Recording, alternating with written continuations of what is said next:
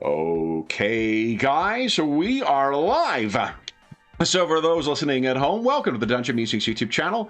My name is Kevin Madison, and I'll be your friendly editor-in-chief today, because today we are going to be playing something different than what was originally scheduled. Originally, we intended to return to our ongoing Tales of the Valiant game. Unfortunately, we had two folks, half our party is down either to scheduling issues or to illness, so we are going to be returning to to be honest, one of our favorite games of the channel at present, and that is the Marvel Multiverse Role-Playing Game, and we are returning to a pair of characters that these players have played before. That is Punisher and Blade. The session is going to be called, I have called the session Pentada Satany. And the series, if this was a series, would be Midnight Suns. Let me introduce you to the players for today. I'll go the order I've got you guys on the screen here. Why don't you tell us who you are and who you're playing? First up is Jeffrey. Hey everybody, I'm Jeff, and tonight I will be playing the Punisher. Very nice. And with him is John. Hey everyone, I'm John, and I'm playing Blade, also known as the Daywalker. Very nice. So, guys, I guess for those listening at home, we have played a couple of different campaigns with, or short campaigns with the Marvel Multiverse role-playing game so far. We're going to assume one of those was one that was played with Punisher and the Blade, and I mean, we had, who else? Colossus, Wolverine, Spider-Man appeared at different points in that series. We're going to assume that this series carries on from that, and that whatever the events were in that series, they've carried over into this one, so Blade and Punisher have that frame of reference with one another. It's not the same world as our X Factor campaign, because that is a very different setting. But, guys, where our story opens, I really thought about starting us on like issue 2 or issue 3 of the miniseries, but decided that we'll start right at the beginning. So I do not have an illustration properly of this, but here we'll start with our bird's eye view. New York City, Earth 61. I mean, it isn't 616. It's whatever our Earth is. Earth 204, we'll say. And the sun is setting. Once the sun has fully set, we would, after a few more establishing panels of the various parts of New York City, we would then settle on the docks.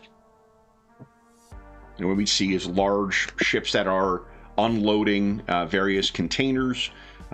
We would see a close-up of one of the vessels that has a distinctly, well, let me see here. Let me make sure I've got the name of the shipping vessel that is unloading crates here is the Demeter. And we see one of the large kind of shipping containers brought off of this thing. It isn't one of those massive ships with, you know, hundreds or thousands of containers on it. It's a smaller vessel, probably something that was built in the 50s. It is unloaded, and you can hear from the ambient sounds, it is a Slavic language that is being spoken, Russian or, you know, Ukrainian perhaps. The shipping container is put on the back of a flatbed, and then we see some folks get in and begin driving the thing off. And they're heading back into New York City itself, and we would see someone moving across the rooftops pretty quickly. And there is a billowing trench coat behind them as they run across the rooftops. They slide down a banister or a drain or something, and find waiting in the alleyway near where they've been observing a muscle car of some kind. And John, why don't you tell us what kind of muscle car is Blade getting into to tail this shipping container? Not really much of a car guy, but you know, it could be a motorcycle if I've got it wrong. Yeah, I do like the motorcycle. Okay, what kind of motorcycles are you getting on? Not too. Don't need a brand. Is it models, like a crotch rocket thing? Is it like a Oh, no. Harley? It's definitely what are they? Something you'd ride in the city to get around pretty quick, but not like a dirt bike or anything. Okay. You know, something that's been painted black with no, it's not sheen, so there's light not reflected on it. It's like a matte black color. Yeah. Like he's trying to be stealthy and. Sure. And as you see the lights, flash up on the front of the headlight, you'll notice that despite it being well past sunset, this individual is wearing sunglasses as well. Squeals around and begins, takes off in pursuit of whatever this thing is. Our panels would then shift if you turn the page to the exterior of a warehouse. And this would be somewhere down in a warehousing district. Apologies at home for those. My knowledge of the layout or geographic layout of New York City is very, very limited. I do have for you guys, though, in the event that we do spend time looking around, I found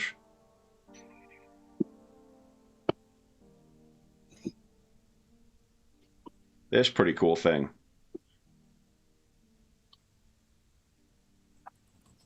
So there's the Marvel New York City of around 1986. Nice. Yeah. So it is after you guys, or rather, wherever this is in New York, we see this. There's a warehouse here, and in spite of the sort of dilapidated look to this thing, there's a great deal of activity in here. And we can see that there are also some individuals who are walking around clearly with headsets on and with weapons. And none of them are dressed as military. None of them are dressed as law enforcement. It is a classic kind of, criminal warehouse layout where they are expecting some kind of trouble. And their expectations may be quite true, because not far away we would see a nondescript van with something like Frank's Pizza on the side of it. And if we cut inside in one of our panels, we would see Frank Castle listening with surveillance. Now I'll tell you, do you prefer the Punisher or Frank? Probably Frank for now. Okay. Frank, I will tell you that it is a bit of unfinished business that actually brings you here. This warehouse is in control of one of the various kind of chapters or subgroups of the Molina. The Molina is the Russian mob or the former Soviet mob in the Marvel Universe. Okay. One of the groups, either the Bratvas or the Voorhees that are active here, the gangs, if you will, is something called the Cherosky Vori.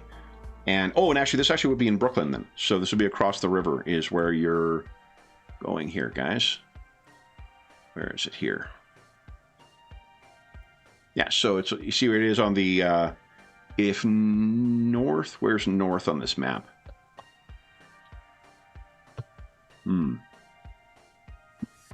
I do not see it. Oh, I guess if that's the East River, then that must be the east, right? Yeah, I think it's laid out the way it should be. Okay. Yeah, because there's South Brooklyn. Yeah. Then okay, so north must be up. So then, yeah, it's to the east of the thing of Manhattan. Roughly 20 years ago.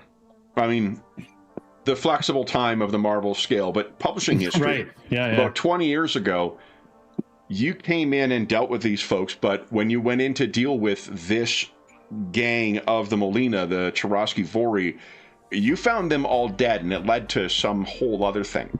But in the intervening years, in the condensed timeline of the Marvel Universe, maybe it's like 5 years ago that this occurred for you.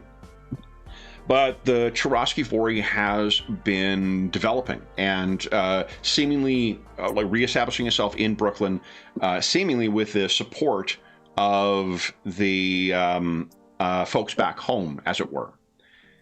Right. Okay. So you have taken an interest in what's going on with these, and what you've heard is that this evening they will be taking a delivery of something that they consider quite important. And while you have not necessarily confirmed one way or the other, you expect this is going to be... Well, let me ask you this, Frank. What would your mind speculate that this might be? Obviously, I mean, his mind goes to it's some kind of a weapon. It's some kind of something that they think is going to turn the tides here. Yeah. And help them take over. So he's not sure. He's got no intel maybe on what it actually is, but... So there is a rival gang located in Manhattan that also has connections up into Canada and in the northern U.S. called Soltsevskaya Bratva, and they previously had more of the kind of the niche connections with arms dealing and with smuggling. In particular, the kind of Soviet and post-Soviet equivalent of AIM, the Advanced Ideas Mechanics. Yeah. They would smuggle those kinds of high-tech shit, but that kind of stuff tends to get the attention of not only S.H.I.E.L.D. and local law enforcement, it also tends to get the attention of superheroes. And as such, they've suffered some pretty big setbacks, which has left the opportunity for the Churosky Vori to begin moving into that territory. I'll put in chat Churosky Vori for you guys as well. There's one name in mind as well that you've pointed as likely the head of the Churosky Vori, and that is Sergei Yarkov. Now, could you tell us a little bit about what kind of like intel or investigation you think you may have done beforehand? We can do a little bit of flashback stuff to fill in those. I mean, I think he's just been. I feel like the tailing that Frank does is very, old school private investigator. Like, it is just the legwork of tailing people and watching them. A lot of scenes of him with binoculars from either rooftops or the back of his van, kind of thing. Yeah. And maybe he's got some bugs placed, or maybe he's got some, in very Punisher style. A little bug that he's shot from his sniper rifle that's like stuck to the, embedded in the cement by where they're having coffee, and he's listening on that while he watches through the binoculars, Love it. So why don't you give us a, you have an edge on any logic checks relating to this, but I think I'll let you use vigilance from the way you described it. So why don't you give us a vigilance check with an edge, please? Okay. Remember, you rolled a non-combat for this one. Oh, whoops. Oh, there's... Yeah, there's I mean, not the attack one. Yeah. Correct. Yeah. I think I did it right. Okay. I don't think there's a... Yeah, your non-combat and is identical for vigilance anyway, so... once you give... Yeah, and you're rolling with an edge as well. I know, I'm just... Left or right, this is the key. Oh, there we go. That's a pretty darn good score. It's a pretty great roll. So just as a reminder, default target number for you guys at rank 4 is 14. So that's an exceptionally good roll. Nice. Okay. So yeah, you have found Sergei, you are fairly certain has former connections to Russian military. So this is someone who is a Russian national who has come here, and he has connections back home, as it were, and has sort of been knocking the local house in order. All the more reason I would believe it's some kind of a weapon, some kind of a maybe even a military weapon that they've brought in here. When even like just seeing what these guys are all carrying, like these are, it isn't like, you know, Marvel sci-fi tech that these guys are carrying, but it is about as like top end of technology you could get, absent, you know, any the high-tech stuff that you'd see with like Hulkbusters or S.H.I.E.L.D., any military equipment, any general military equipment, these guys are carrying top-end gear. You position yourself, I'm guessing, about maybe like a block or so away from this, and have I mean, how do you think you disguise the vehicle to keep it unobtrusive? I mean, there I feel like it's like the old, you know, he's probably got a big tarp or something he just pulls out of the back and pulls over the top of it to just, you know, make it inconspicuous, some dirty old tarp. Yeah. And have you given any thought to what you're going to do? There's probably about 30 guys that are here. Like, they seem to have brought as many. They're expecting, whether they're expecting trouble or whether they are just making doubly sure that they are safe from anything. They have a ton of fucking people here. Yeah. I mean, probably, you know, packing a lot of weapons, you know, be ready to hit them hard, basically. He's probably got, you know, the classic, a big machine gun, a shotgun on his back, you know, a couple of pistols. He's expecting a major shootout, basically. You got it. All right. Well, it does seem, from the way that there's suddenly some activity going on, it does seem, and like people are doing the, you know, the thing they're not supposed to do, like touching their ear to hear things more clearly, and then being like, okay. And you're seeing guys are getting ready to kind of like open the gate and getting ready to go in. Let's cut back to the streets of Manhattan. Nice. And did I set one up? I didn't. Give me a sec here.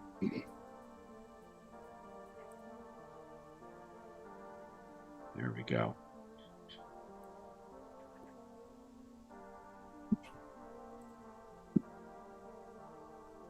Blade, let me fill you in on some of how this interests you. Excellent. So there is a contact, actually, that you might remember from previous sessions with Blade. Oh, you know what? I forgot. Because I refreshed the browser after we started. I don't have your tokens selected as my cut and paste. Come on here.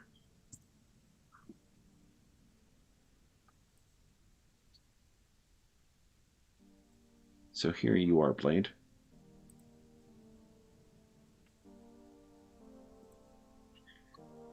And making your way through the kind of streets, keeping a discreet distance from this thing. What I will tell you is that your involvement with this has been in part through an old ally and someone who shares kind of a unique perspective on the world to what you do, and that is a man named Hannibal King. Okay. Hannibal King is unusual because he is a private investigator. And he's a private investigator who sort of specializes particularly with vampiric conspiracies, with occult things, and in particular, for a very long time, as a adversary to Dracula, to one of your primary nemeses. The reason he has such an interest in it is because Hannibal King is a vampire. Hannibal has been interested in something that seems to be going on in Eastern Europe and Russia.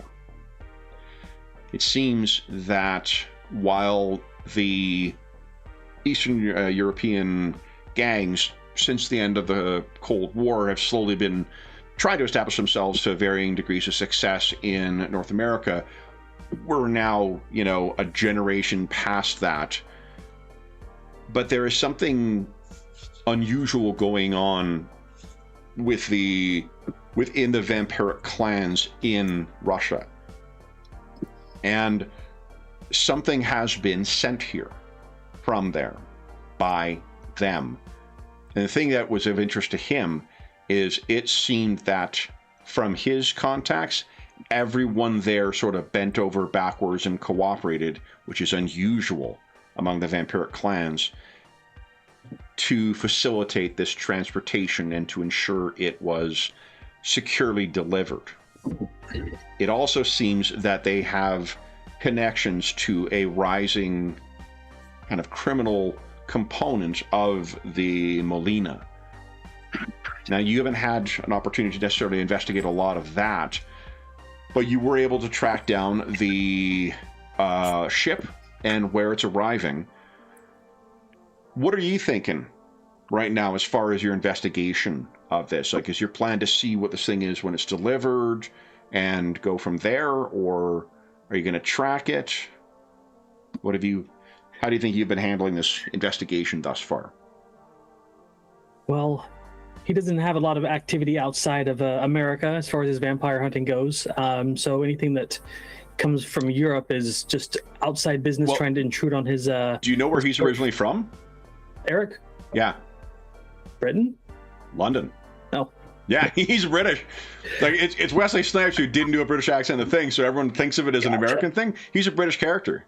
And he's from the 19th century. So, like, Blade... How long has he been in America, then? A very long time. Okay. Yeah. But he was part of a group called MI13 when Dracula had a base on the moon. Yeah. So I think he is going to investigate it and try to figure out why they're coming here and try to figure out the mystery behind it, mostly because it's infringing on his turf and he wants to stop it. Yeah. And so, he's had enough on his plate dealing with American vampires. For sure. So why don't you, let me think here. Why don't you give us a logic check, please? Logic is so I don't bad. think you've got a trait or a tag that necessarily helps here. No, I was thinking more of like intimidating his way through the underlings to track it down, but... the thing is, that wouldn't work because you don't have... there's no one, apart from this... this gang, and I imagine that you haven't approached the the Churosky Vori directly because you don't want to tip them off that you're investigating him, right? Okay, so logic. Logic check, please. Yeah. What did it do? Okay. Let's see. Hey, 15. Good roll. Nice. So here's what you've learned is, as far as like kind of supernatural stuff, because they're in the Marvel universe in the same way that like aliens are real and sometimes will encroach on even street level stuff, and mutants are real and will sometimes encroach on real stuff. Supernatural stuff is real and it sometimes encroaches on stuff. What you've learned is in Brooklyn, same territory, there was a family known as the Koschy family that was operated. Another part of the... There you go. Another part of the Molina. They were exterminated by an assassin named Elektra. I'm familiar with Elektra. And the Koschy family does not really, if they have any surviving members who escaped her size, then they don't really have any influence over the area, and the Churosky Vori seems to have sort of moved into that territory. But the Koschy family is said to have had powerful Russian occultists among it, to the point that some say they manifested an avatar of the old grandmother, Baba Yaga, and she had influence over them and their activities. So a Russian mystic, ancient hag, or demigod seems to have had sway over the Russian mob in that area, the Molina. They seem to have fallen out of favor, but this having two things that have connections to potentially ancient Russian supernatural entities probably is not a coincidence. Yeah. Always playing with supernatural bullshit. Just making life difficult. So that is what you were thinking as you were rolling along behind them. And the truck makes a couple of sudden turns, and then we find ourselves back at the same warehouse. So, Frank, you would see the activity gets to sort of a fevered pitch as several folks go out armed to let this single flatbed truck with a big cargo container on it through the gates. They move it in, and then the gates go behind. Blade, let's... you want Blade or Eric? Blade's good. Blade's good? Well, Punisher going by Frank, I can go by Eric. It's fine. Yeah, your call. It doesn't matter. You can still. I think Blade does go by Blade most often. Like there are characters who call him Eric, but most folks, even in comics, just call him Blade. Yeah. So your call though. So Blade, what I'd like from you is a agility check, please. Non-combat. Non-combat, yeah. And if you've got any traits that you think would help with stealth, I just want to see how Nada can. That's what Karma's for. Look at that, though. Wow. He's got a really good agility check. Excellent. All right. So you managed to get the lights off, to pull off to the side. No one is going to be able to spot that you've actually been following this thing the whole time. Frank, give us a vigilance check, please. And I think with... Whoa. Yeah, there's no chance of success. All right. So you don't notice that. Sneaky. Yeah. And I don't think you've got... yeah, I do. That wouldn't help with investigation. Situational awareness. Does that just give you an edge on initiative, I think? Isn't that what that does? Let's see here. These are traits. Tags. Here we go.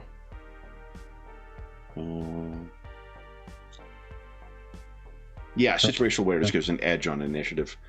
All right, so you don't happen to notice that this thing was followed. This thing is brought up. It rolls around to the front. The ancient kind of door is brought up. It drives in, goes down behind, and everybody kind of goes inside.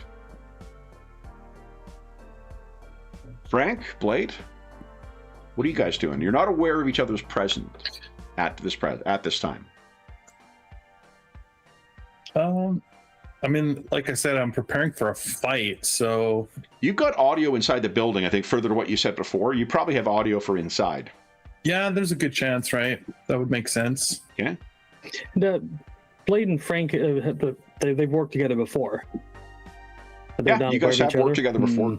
And on yet another supernatural investigation, there were those crazy bullets that seem to kill people with graze, right? Yeah. So I'm thinking Blade, he's going to try to get close so he can listen, because he's got pretty decent hearing.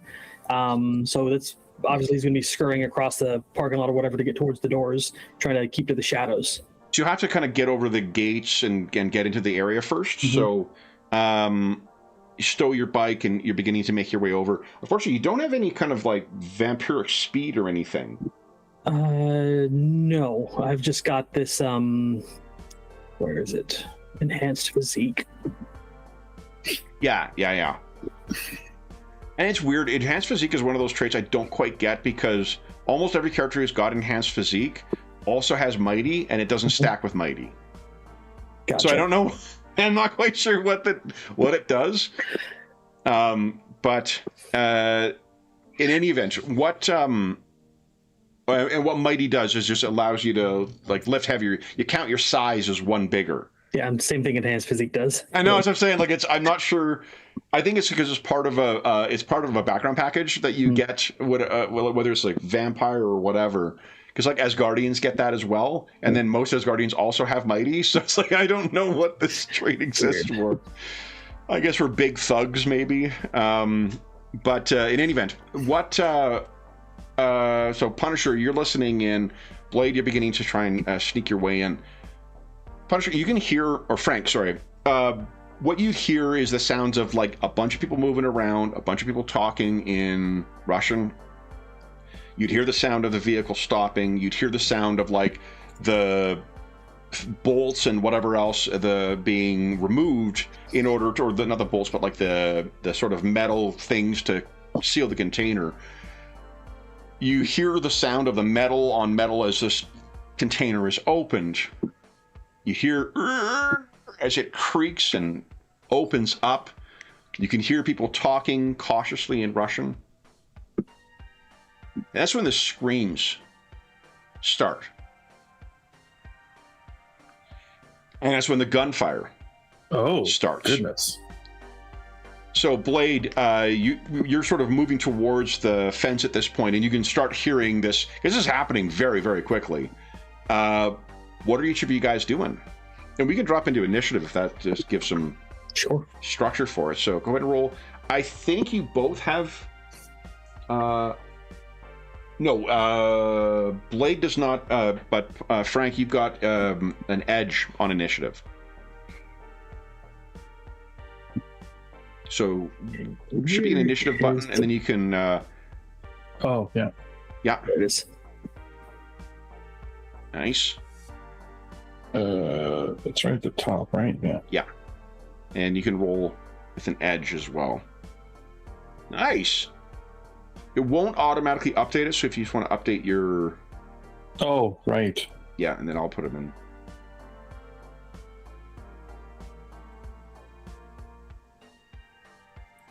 Perfect. Okay. Frank, you're up first. What are you doing? I mean, he's in his mind making his way stealthily towards the warehouse. Okay. So you grab some of your so guns. He's probably doing like you'd probably see him doing like a final weapon check, you know, like. Oh, you know what I didn't bring over? Give me a sec here. I've got that. Remember that handout I had for you last time with all the different kinds of weapons? Oh yeah. Yeah. Let me grab. I don't think I brought that over. So you would see him checking his, you know, ammo, making sure that the barrels are all clear, that everything's nice and greased. Yeah. You know, doing that sort of final weapons check before, you know, a full-on assault here. Mm-hmm.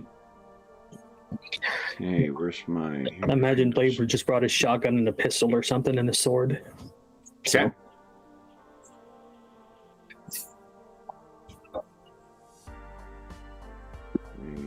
Where is it here? I'm certain I called it something dumbass too. Oh, excuse me. Let's see. Yeah, sometimes I wish I paid the full subscription to get the transmogrifier. I'm too cheap. It's yeah, just you know, with the amount of games. Oh, I think this is. Oh no, that isn't.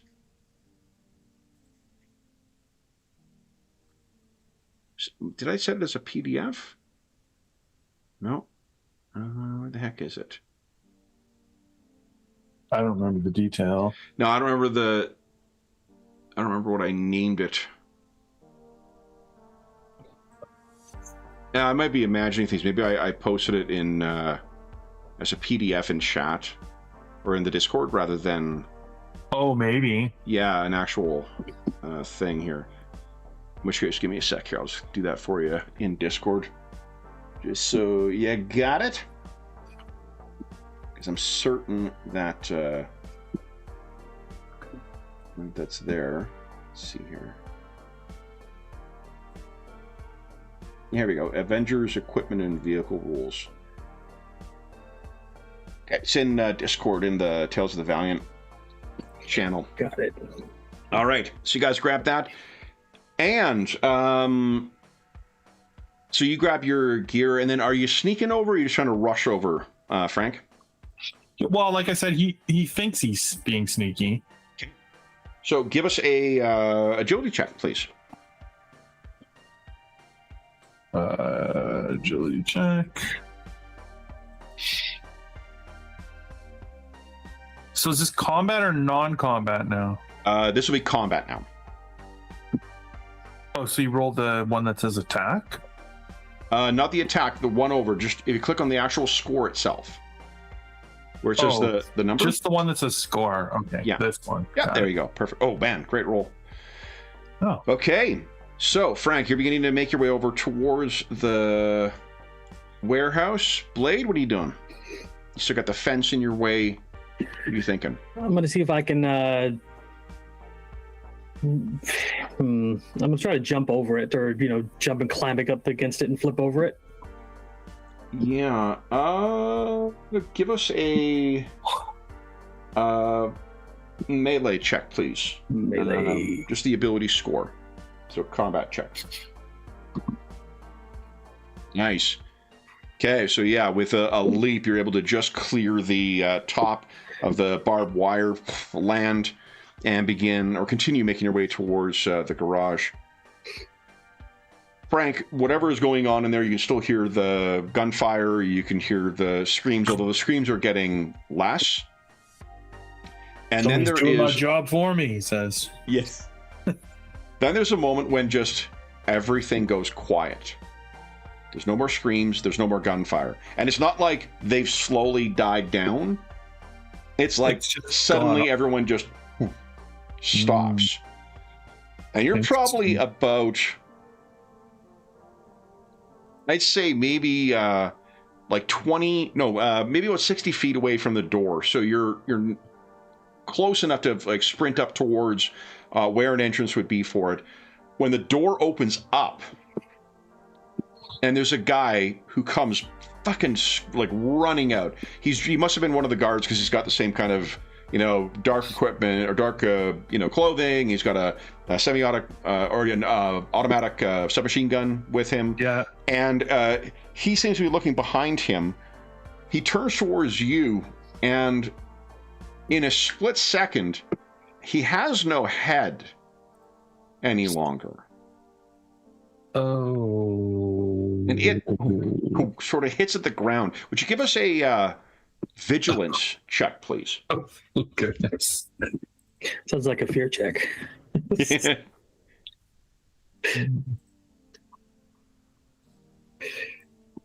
So you're looking and listening.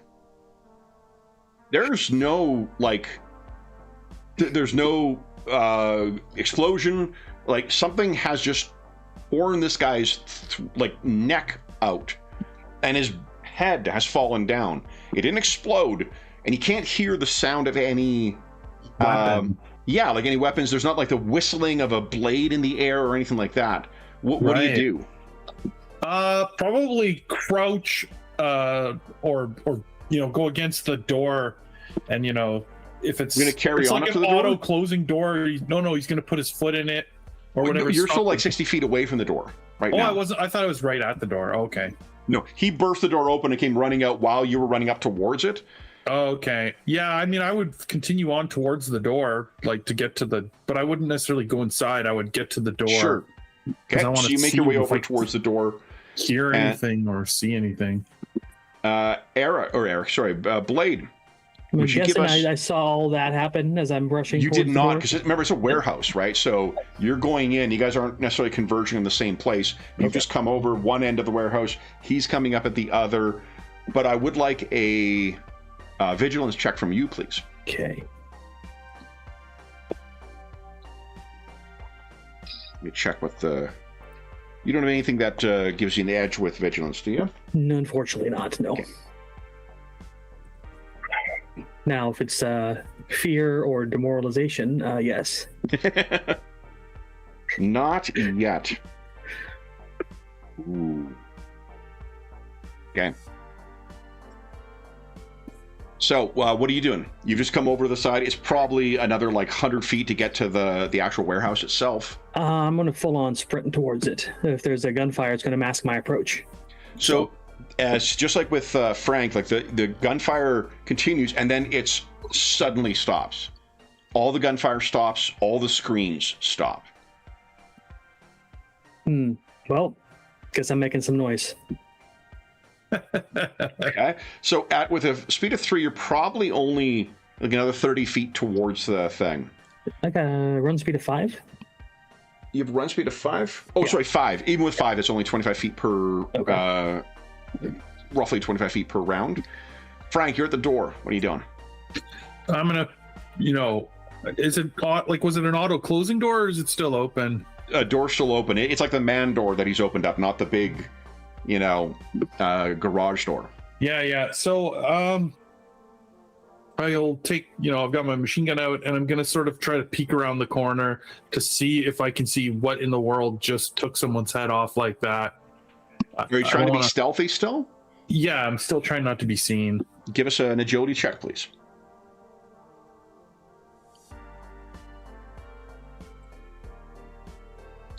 Ooh. You could spend focus to roll that with an edge. Or karma, not focus. Or karma. Yeah. Let's spend a karma. Okay. So that is not great. Oh. Oh no. So you unfortunately kick maybe there's something you didn't notice that he dropped, like a magazine fell out. Your boot hits it and you hear from behind you the sound of like someone tutting, like no.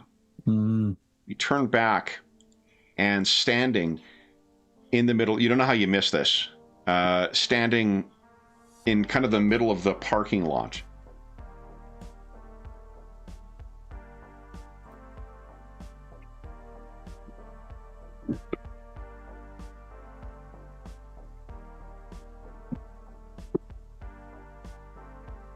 Oh my goodness. So this person is standing there and sees you. What would you like to do? You still haven't really taken an action. You could look inside or you could do something with this person. This person is probably about 100 feet away from you. I mean, I would probably not go inside.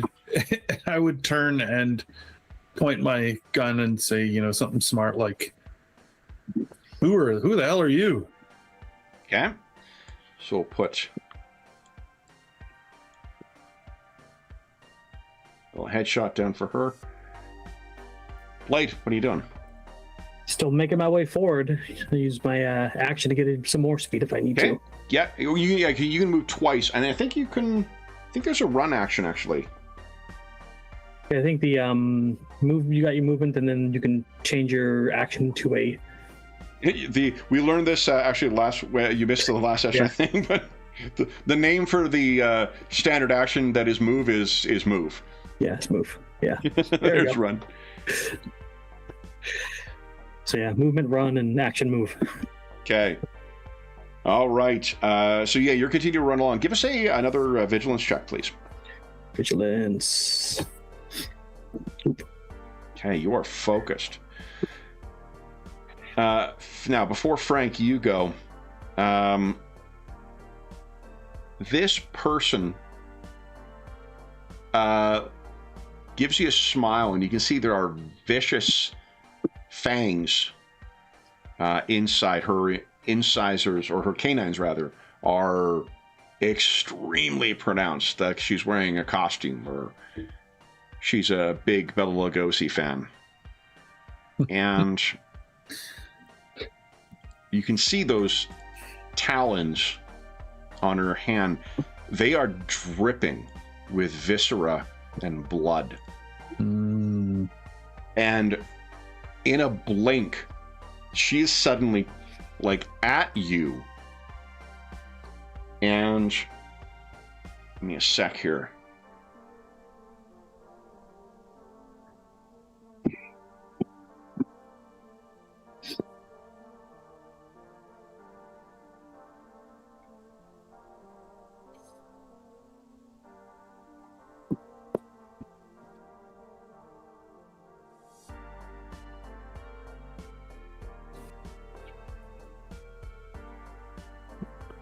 Hmm.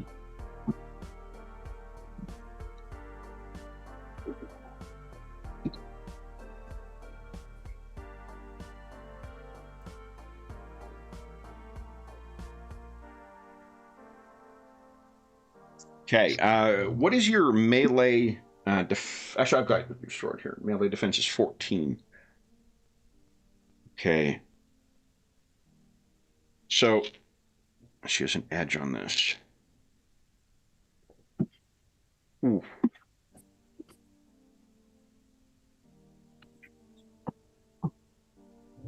I'd like you to give us a melee.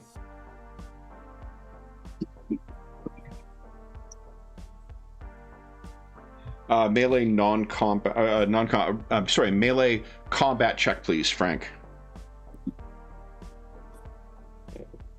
Like the one, not the attack one, just the score. Yeah. So there, she runs up, grabs hold of your gun, points it away from her, and tries to tug it out of your hand. And she's so fucking fast, she's able to do it a second time. So if you're going to try and grab it, give us another melee check.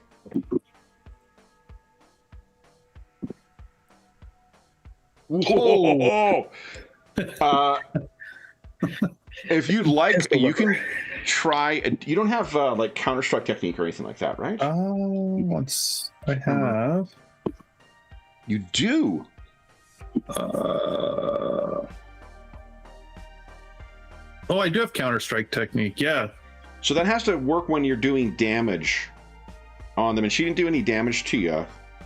Okay, so it doesn't really apply here. No, not really. Just trying to give you a marvelous or a fantastic result on that. So she's not able to get a hold of it, and then she just lets it go and kind of moves back super fast, back to the distance. And she says, "Persistent prey." And there's a thick Russian accent that she's speaking. This will be the round that you make your way up to the actual thing. Blade, give us another vigilance check. Vigilance. There you go. My spooky senses are going off. Something has been waiting for you to get close enough, so it's good that you've spot it at the last second. Lurking on the top of the warehouse, you spy, and nearly concealed completely, an enormous human-sized amalgamation of bat and man and wolf. And it looks like it's about to dive on you if you get closer. Yeah, I think he won't look at it directly because of his sunglasses, but his eyes will look at it through the lenses, and he'll go, "I smell a motherfucker." Okay. Do you wish to do anything? You would have moved, done your moves, then spotted him. You still have an action. Getting out a weapon, is that an action? Nope, not this game. I will pull out my shotgun. Okay. And what is it? Well, I'll open up my Avengers book here. So I think I got a range of 6 with this thing. Okay.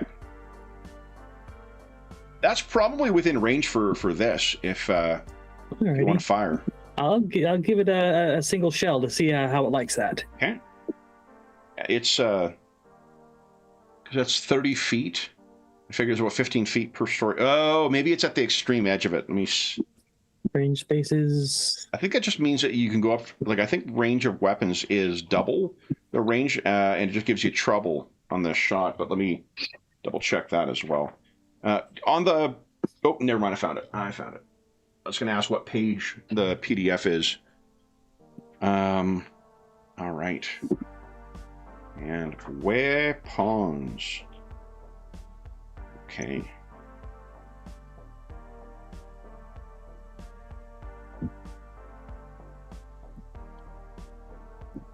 No, there's no long range rule, so it's really kind of like that's the effective range of it. So you would know that then. I think that this guy, just because of the size of that, I think that roof is, well, 30 feet. Fuck it. Let's say he's just on the edge. So go ahead and give us your, Julia. I could spend focus to make this a power attack, right? You can. Let's see, focused fury. That's a melee attack.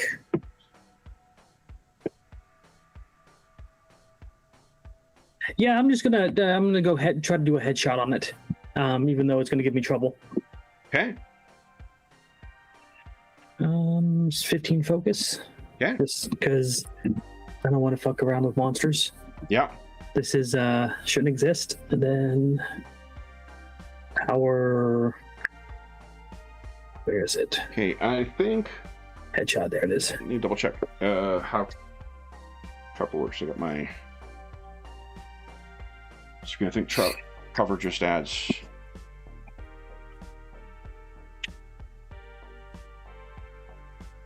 Oh, I don't know if I guess it's my call. Okay, and do an attack. Okay. 15. Yeah, I get trouble on this, so you want me to put on the 5? Oh shit! Yeah, I can roll the trouble for you. Okay.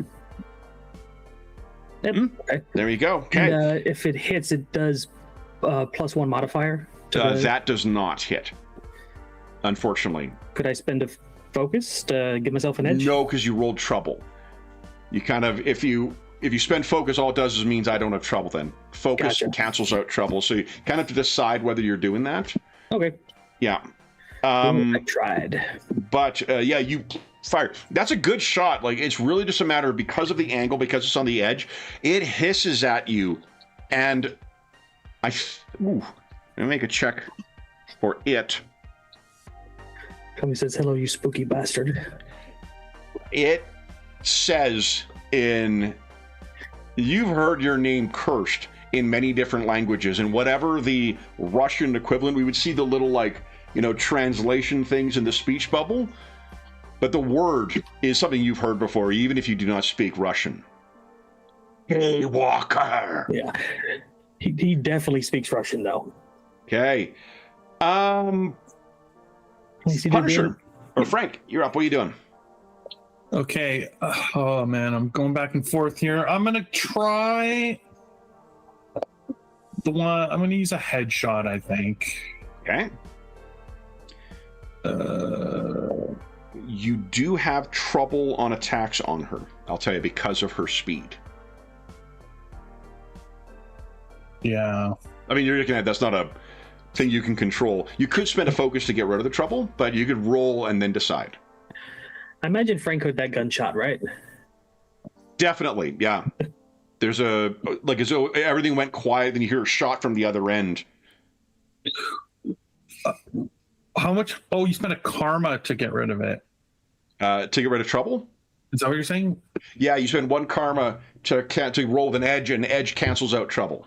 Oh, I see. So and currently you've got 2 trouble. If it's a headshot, you got trouble to hit her anyway, plus the trouble from this, and you can have double trouble. Yeah. Oh. Okay, so first trouble.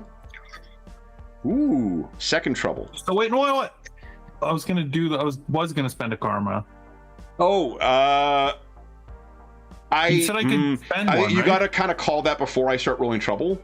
What? Well, you said to me I could wait and see what the roll was, and then you started rolling trouble right away, and I'm like, stop! I want to use karma. Okay, well let's start with the initial roll then. So go ahead and spend edge. What? So you're gonna spend edge to cancel 1 karma, or No, sorry, you're gonna spend karma. You told me I could do that after I saw what my roll was. Okay. Yes. And then as soon as I saw it, you said, "Okay, I'm rolling the first trouble," and I didn't say anything. I let you roll it because I can't eliminate them both. Yeah. So then, as soon as you were going to roll the second one, that's why I said That's stop. So you gotta say before I start rolling trouble. Oh, well, So then I'll just roll trouble. Okay, well that wasn't clear. That's okay. So it's rare that you guys have had things that have had so much trouble on it. That is a miss. This thing moves out of the way. Oh, well, okay. If I can't hit it with an 18, I'm in big trouble. You're in big trouble. Yeah. So what Do you want to move, Frank? Yeah, I guess I might as well move. I mean, there's not an actual battle map, so let's move away from the building. So, like back towards your van, or trying to get cover somewhere? Yeah, probably towards the van. Yep. Blade? This big fugly thing hasn't attacked me yet. Has not gone yet, no. Okay, I'm going to get my sword out with my other hand and point it at it. And is there a test I can make against it for, like, intimidating it?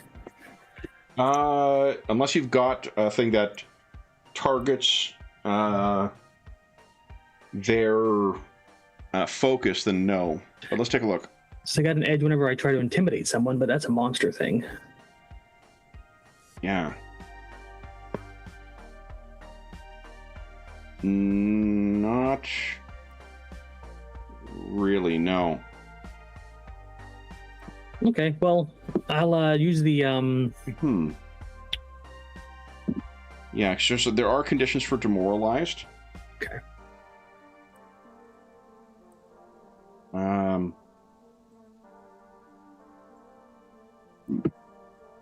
What kind of? Yeah. Do I have like a combat shotgun or just a double barrel?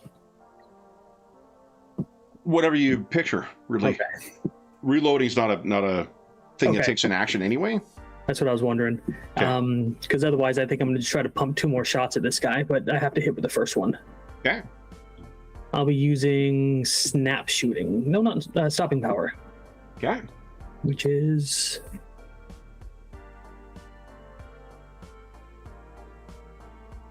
It's not in alphabetical order. So Yeah. I'm like, You know what, John? You don't need to do that because I've got your cheat sheets anyway. oh, okay. Yeah. Spend 5 and Nice shot. Ooh. the 17 nail him. 17 is a miss, which makes that a fantastic failure. Could I do an edge? You can spend karma to get an edge, yeah. Yes, because I would like that fantastic success. Yeah. There you go. That is a fantastic success. So that is, let's see here. He'll take +1, so it's Why +1? the shotgun says agility multiplier damage bonus +1. So when you use your a weapon, you take Okay. the better of your other modifiers, and oh, that is better. Oh, hold on, no, I don't think. Let's see here. I'm trying to remember how weapons work. It's typically like weapons, you just use your agility damage rather than. Yeah, I think that's why it just says the +1 because it doesn't have its own damage type. Oh, okay, yeah, and you don't have. Oh, you do have accuracy. I think accuracy is the one that gives +1 to the agility damage. But let me see here. Your agility damage is only 4, which is your rank. Yeah. Yeah. So let me see here. Accuracy. +1 to agility modifier. Yeah, so it just whatever your agility, whatever the number is that comes up, that's what you. All right, but 74 damage though. That's huge. So this thing, Okay. blood sprays out of this thing, or And- ichor. Then on a fantastic success, I get another regular attack against it. Oh, nice. Go ahead. So just another click. Sweet. No, I don't think. Okay. Uh, Second shot. If I get 4, 17, 17's not enough. So yeah, we're good. Okay. So you hit this thing. It moves away from the edge, back onto the roof, screeching. I'm gonna use my move action to like scurry back a little bit to try to keep it in sight. Yeah, unfortunately, that's not going to work. These things, I think this thing looks at you, Frank, and it's about to move, and then it stops as if it hears something, and then in a blinding, or with blinding speed, it just zips past you into the warehouse and is gone. Frank, what are you doing? So you started running towards your van, you spare look back, And you saw her, I think, look over and then just, you can tell now that you had your eye on her, she moves like if you've met Quicksilver or something. Yeah. Like, that's how fucking fast she's moving. Right.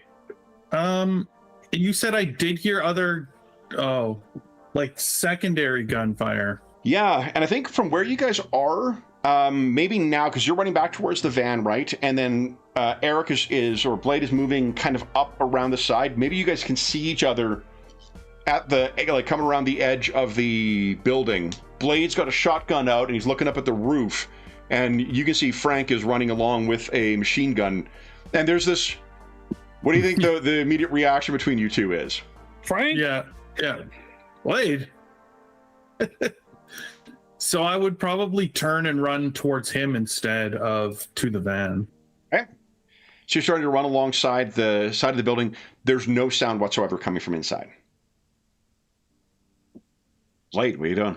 Narratively, he's gonna like sword his back in the sheath, and he's like pumping 3 more bullets into his shotgun as he's running over to Frank. Yeah. There's a big, ugly bat creature on top of the roof. There's some other kind of horrific vampire here as well. You guys are able to run up and meet one another. Nothing else seems to move in. Once you guys meet up about halfway down the warehouse, still eerie silence from within. What are you guys doing? Or saying? I'm like, you got my back? Oh, I got you covered. I'm getting to the roof. I'm gonna try to find a way up or something, like a escape ladder or something. Yeah, it looks like there's something on the side there, like a smaller thing, so you can kind of like find something to clamber up on top of, and then maybe get up to that roof, and then try and find a way up. Because I know Frank has a sniper rifle, so. So I don't think I brought it with me. Is it Blade going to the roof, or is it Frank going to the roof, or you're both? Well, Blade would be operating on the assumption that Frank's got a sniper rifle, so he can cover me from long distance. So. Okay. But if you don't have one, you can probably run it behind me and say, "Oh, well." You would see that. You would see that he doesn't have a big sniper rifle. He's holding a machine gun. Yeah. Where's your band? I can go get it. Well, I'm going after the big, ugly bat thing. Okay. I hadn't seen the other one. Right. What are you doing, Frank? I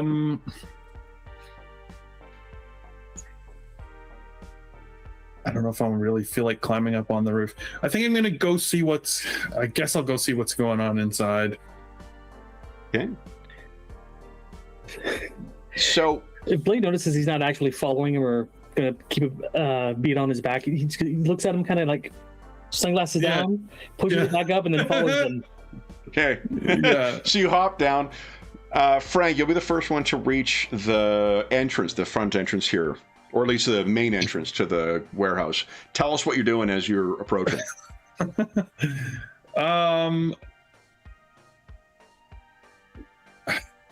I don't know. He's probably thinking of, what kind of weapons does he have that could, hurt this thing, or maybe he's probably trying to think of like some kind of trap he could set up, rig a grenade or something and get her to move across it, like that kind of thing. He's thinking about how to entrap this creature. Yeah. Okay. The door still is open. Yeah. Still silence within. Military, turn into the doorway with the gun aimed in, sort of sweeping across to see what I see. Blade sort of reaches up behind you just as you're about to go in. Seems he had second thoughts on the roof. Well, if you're not going to watch my back, and he's pull his katana out, and then. Well, you said watch my back, then you jumped on the roof. I was going to jump on the roof. I'll get my katana out just in case one of these things rush us. And he's like, "So what's the other one look like?" It'll describe her of like a giant cloak, very fast moving. It's kind of a mask on her face. Probably got some mind whammies. She's a slippery target. So Why are you Frank, hunting vampires, Frank? Not your normal thing. I didn't know I was hunting vampires. I just knew that the Russian mob was bringing something in here tonight. Thought it was a weapon. Maybe these are the weapon. But I don't think they like the mobsters very much. Well, probably not. You want me to go in first? If you don't mind. Yeah, I suppose. You don't heal as good as I do, and he'll like slide in through the door and look around. Okay. Let me check one thing here.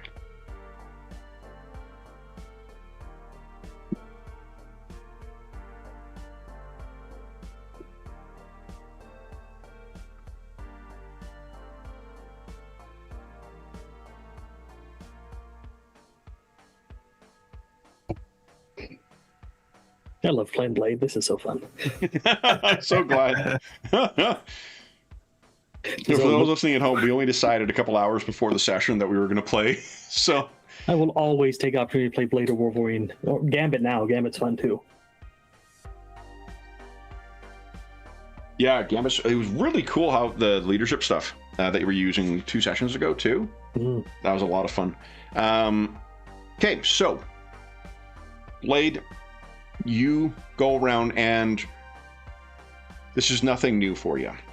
Let me show you what the interior looks like. Let me just get rid of the turns here so I remember.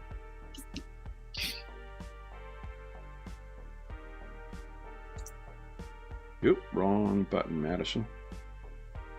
Got you guys over here already.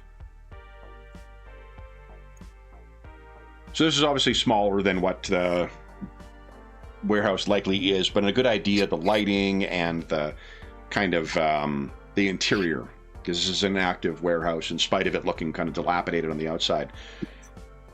What is not visible here, or in the depicted in here, is the vehicle bay, where the truck has backed in. There is still the cargo container on the back of it, which you can see from this open door is still open. But what particularly interests you, Blade, is the dozens of torn apart Russian mobsters. Bodies litter the inside of here.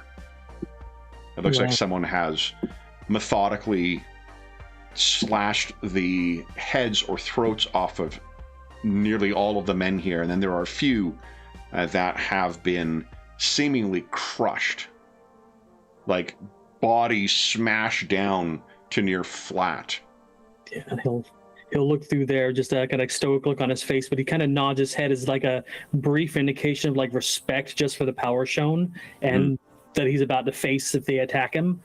He's guessing the big bat thing did the crushing and the quick thing did the slicing. So he's going to move in and try to find him. Okay, give us a vigilance check, please. Awesome. Come here, you smelly bastard. So you move your way in. Frank, what do you do as Blade makes his way in? I winged him good, too. I'm probably following him, looking, checking the bodies a little bit, not overly, but just, enough to like sort of maybe looking for Sergey. Sure. So you're beginning to make your way checking in. Their faces, basically. Why don't you give us a vigilance check as well? Vigilance. This will be a non-combat one. Marvelous as well.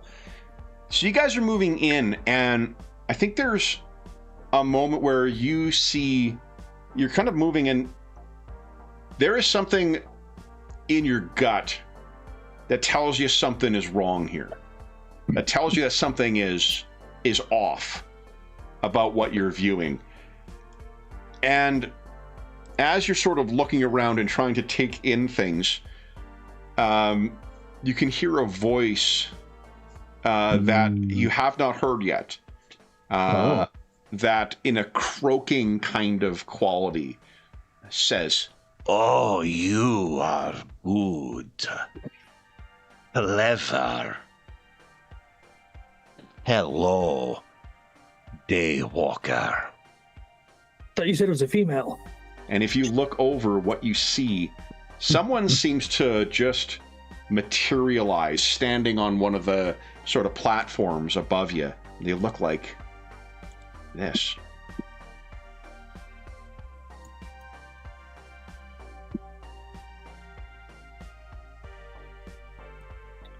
He looks really old, like powerful as a vampire. He stands casually, his hands on it, and you guys can tell, like, there's something off about this. What do you say? Or do? Well, we're to feel out the situation before we resort to violence. So Blade, he'll kind of look around, says, I admire what you've done with the place. Could I ask you to go home? Oh, Daywalker. We are home now. And this is but a taste of what my master has in store. Why don't you run, Daywalker? Run and hide, and you, little man with guns, go and cry and shoot your mobsters. This is no place for you.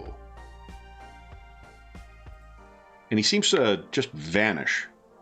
And he appears right behind you, Frank. Yeah. But something's off about that. This is not... You can't quite put your finger on what it is yet. Something's off about this, though. He says, run. Run away. What's going on here, guys? I think it's some kind of illusion. Now the laughter is coming from like several different directions. You'll live up to your reputation, Daywalker. He vanishes from behind Frank and now stands so tall that he fills the warehouse. Run. I am but the herald of my master. Run or die. And he's gone. You think they've rigged this place to blow? Not sure Frank if you're familiar says. with the older vampires, but I don't think they do well with explosives. At this point, you guys both sort of realize there's a breeze now. And you look over, and what was a door on the far side, like an exit point for the vehicle bay, it's been open this whole time. They ran. Shit. And then Blade will start sprinting towards the door to see if he can catch sight of him. Sure. Yeah. You run to the door. If you're looking out, there's not even taunting laughter to give you a sense of where they may have gone. But you do look back, and there is the open and now empty shipping container. Mm-hmm.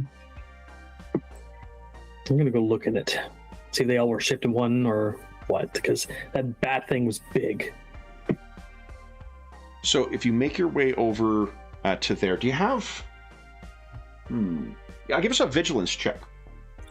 Okay.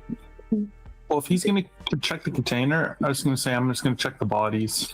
Sure. And I think the way we'll treat the difference between... Because like logic seems to be the thing they suggest as being used for investigation. We can kind of treat it the way we do in 5e, where like if it's a thing you can notice with your eyes, it's a vigilance thing. If it's a thing that needs to be like uncovered or interpreted or accessed, it's going to be logic. Okay. And what are you looking for in the bodies, Frank? Well, I'm looking to see. I'm mostly checking to see if Sergei was one of the people killed. Okay. Because I mean, that was sort of my target. I know he's the leader, and it's like he did this operation. So is it a double cross? Was he double crossed? Like, is he here? He's trying to get more information by seeing, like, was he also killed by this, or, you know, did he orchestrate this? Sure. Give us a logic check with an edge, please. You're going to get some information. Just a question of how this. Yeah, you got an edge, though. There you go. Nice. All right. So first, Blade, when you get in there, there is, like, I know I don't think you've got. You don't have anything that necessarily reflects like supernatural senses or heightened senses. No.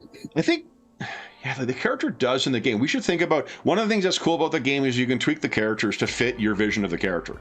Like, it's very, very easy to swap things around, and I think that heightened senses might be a basic power, which means that it's easy to take one power away and add that in.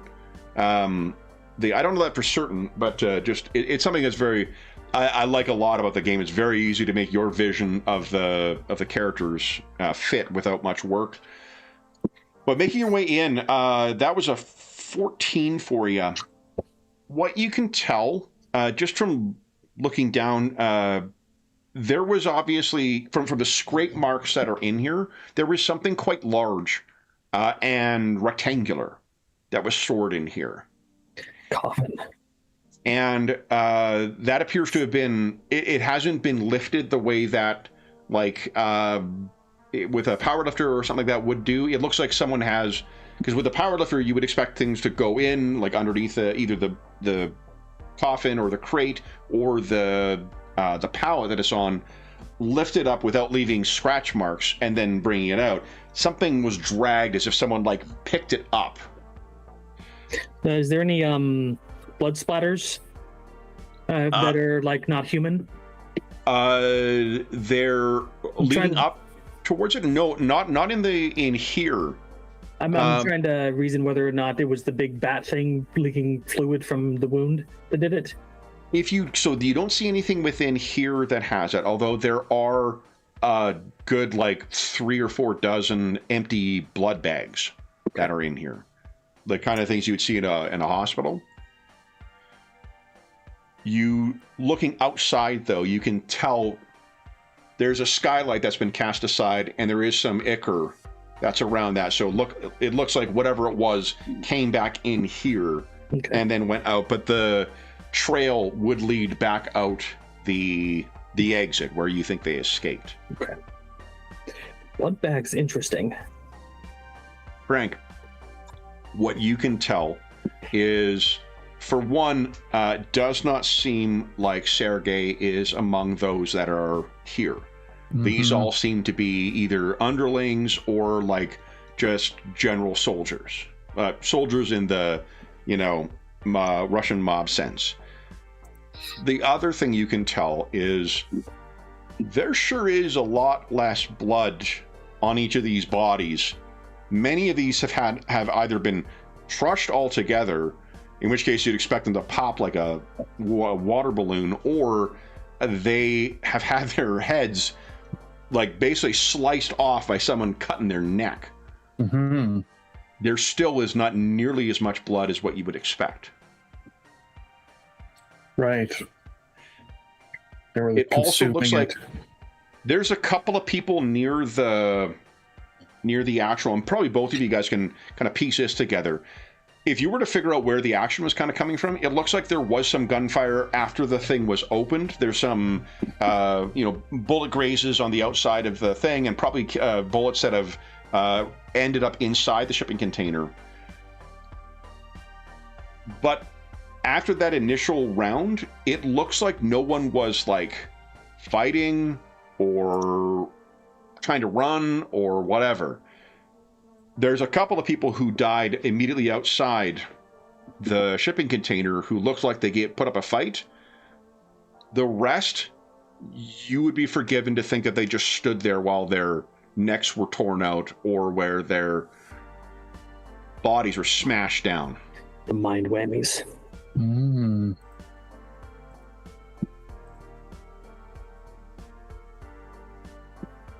Well, this is a shit sandwich we found ourselves in there, Frank. Yeah. I was not expecting this. You each get a point of karma back, too.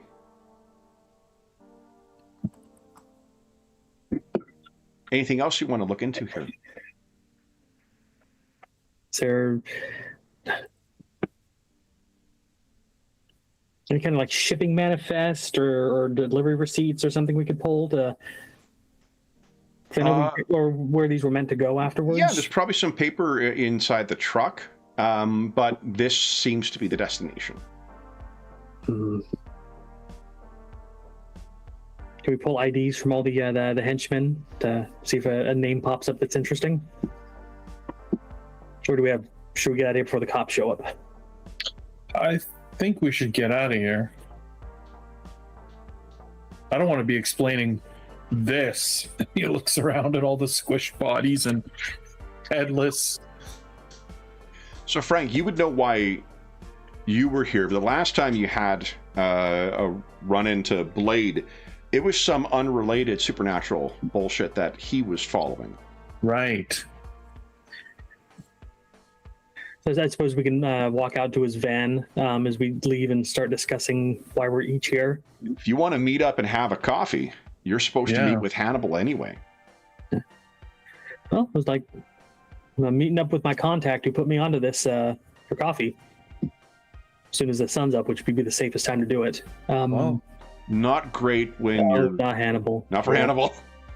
Hannibal's much more of a night owl. Cool. Well, 2 a.m. coffee. You up for it? Sure. Okay. So, some weird mumbo jumbo's going on from Europe, and well, it looks like that. I think they're importing vampires. That's what I'm getting here. Yeah. Hey. How familiar with the North American vampire there, Frank?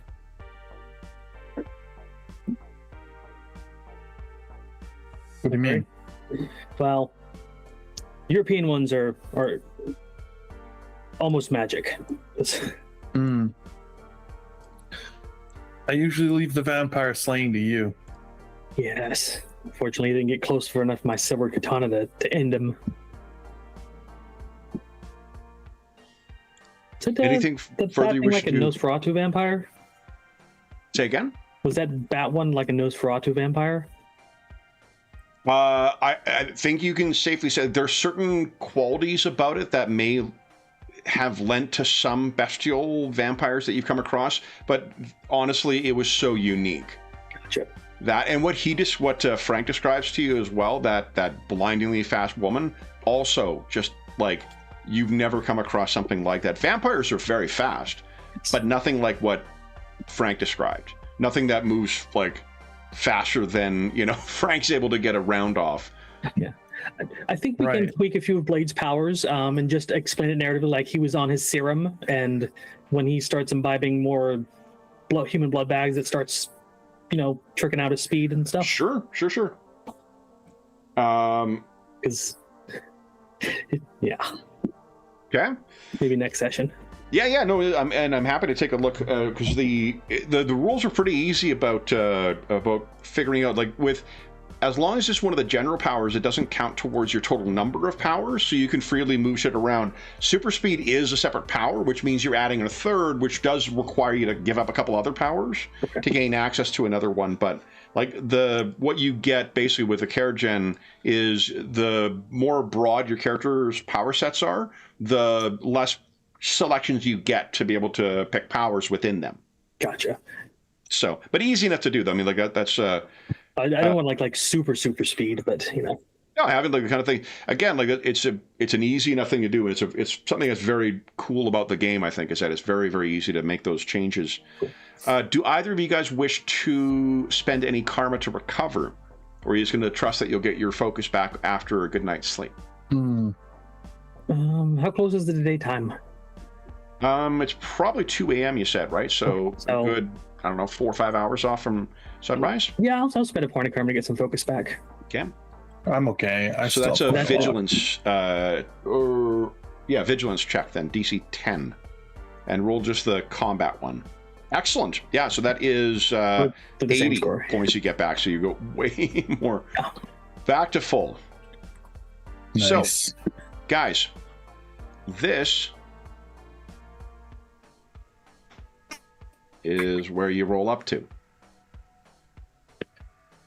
The place is not nearly as busy as what you see in the illustration here, but great place for night owls to meet up.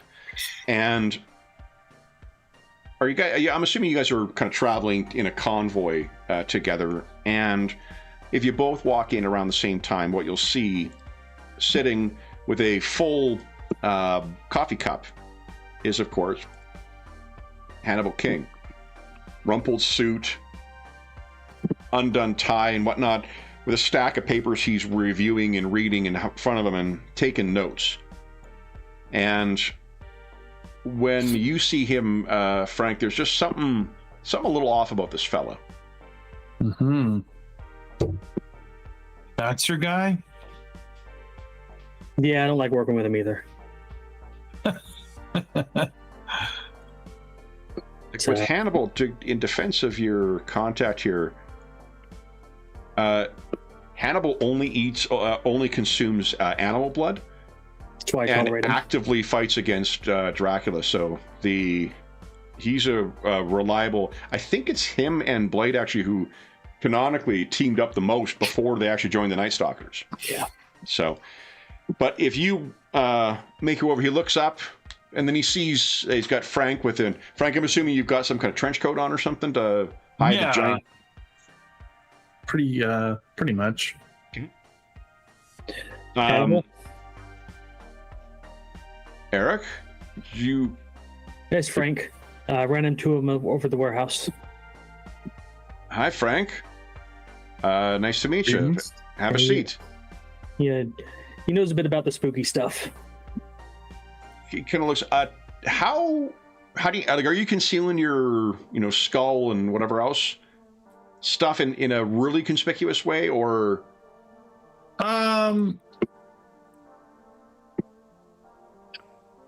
Yeah, probably. Yeah. I don't see him being blatant about it, so. Okay. She says. Slide into the booth. So.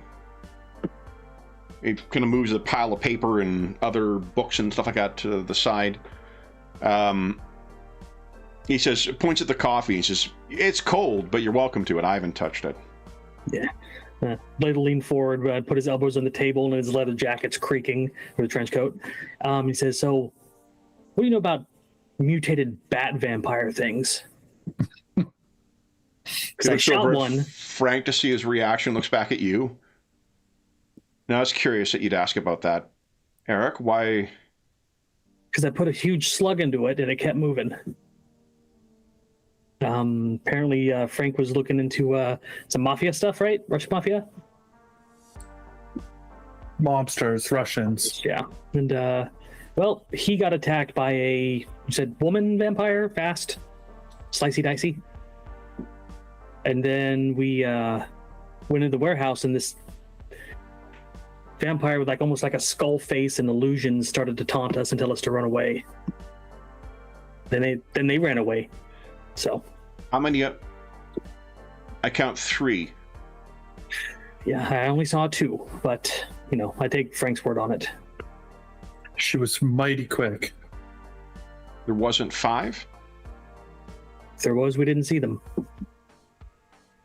It's possible that if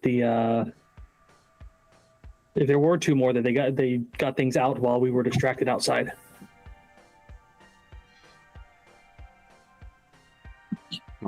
You know something about this? So he sent me on the trail of these European shipments. He looks at you, Frank. I take it you're familiar with the New York underworld? Yep. The Cherosky Vori, that's what you were looking into? That's right. And I take it you know that they took over for the Koschy family. They used to control Brooklyn after the Cheroksees had their downfall. Right.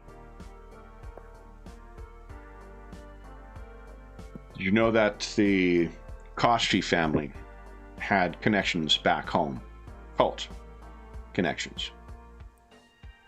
Yep.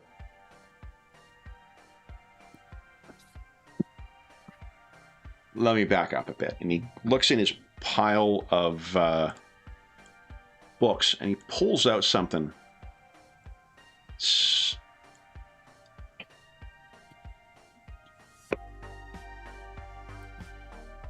Pushes a book across the table. It looks like this.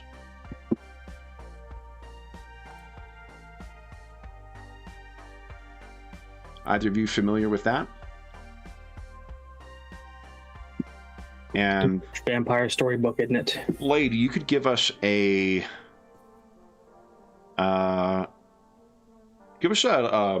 logic check, please. Yeah, it's pretty. I think just because of your background, this is an easy test. So, what you know, Blade, this is a book written by Alexei Tolstoy, same cousin to Leo Tolstoy, who wrote War and Peace and other more famous works. In his time, Alexei Tolstoy was a famous writer, essayist, and poet, I believe. Family of the Vordelok, what you know, Blade, is the story of a French delegate traveling through Serbia who shows up and finds a family who is nervously waiting for their father's return. Family's name is Gorcha. Their father says he's gone off to hunt for a Turkish soldier. If he doesn't return on the 10th day, assume he is dead. If he returns after the 10th day, put a stake of ash through his heart. And it's at the very end of the 10th day, 10 days to the day, that his father arrives home and the whole family feels off and suspicious. The French diplomat was staying with them. French delegate travels on and then 6 months later comes back to find only one daughter, a very fetching member of the family who is living in an otherwise empty house. He stays and becomes infatuated with her, and only then realizes he is under the influence of a Vordelok. You may know it as a vampire. And it is after facing a horde of these things that the French diplomat escapes. It's around 1890 when the Family of the Vordelok was originally published in Paris in Russian, and then not until the mid-50s when it was translated into French and then was more widely consumed.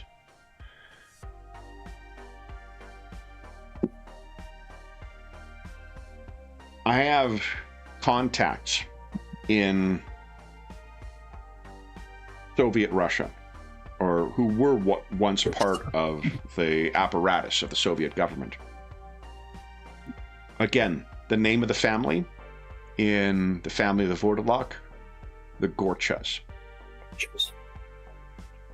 There are records within the KGB archive of some of the science and supernatural experiments that the Soviets undertook during the Cold War. And early in the Soviet era, there is reference to someone named Comrade Gorcha. And he seems to have influence among the vampiric clans. Does appear at some point that Comrade Gorcha fell out of favor and seems to have disappeared from the records, either eliminated or put into some sort of suspension. Frank,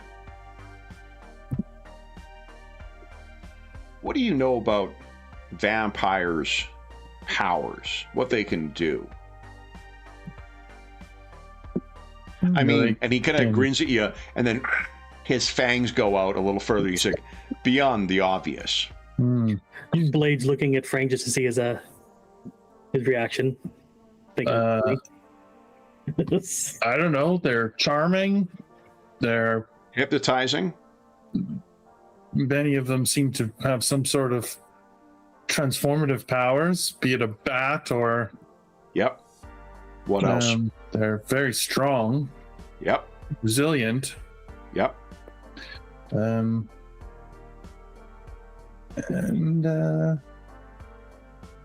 they sure fancy themselves. I don't know if that's much of a superpower. What about your most recent experience with a supernatural? Speed? Oh, yes. They can be very quick, it seems. Blade? Or Eric, anything missing from that list? Covered most of them, so the weaknesses are what I'm interested in. Hannibal holds his hand up, and there is very briefly a bit where you see mist is beginning to sort of form from his hand. And then he goes back to normal, transforming into mist. 5 Mystics. classic powers seemingly found in all of our bloodlines. Every vampire has some quality like that, those that are descended from Varney, at least, to greater or lesser degrees, mind you, but it seems before he fell out of favor with the Soviets, Comrade Gorcha indulged in some kind of necromancy or magic. Now imagine if you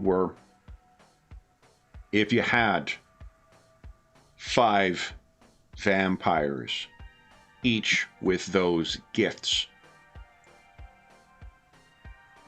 What do you think you would get if you were somehow able to redistribute those gifts so that each only excels in one, but with the strength of 5 others in that unique gift? Trouble.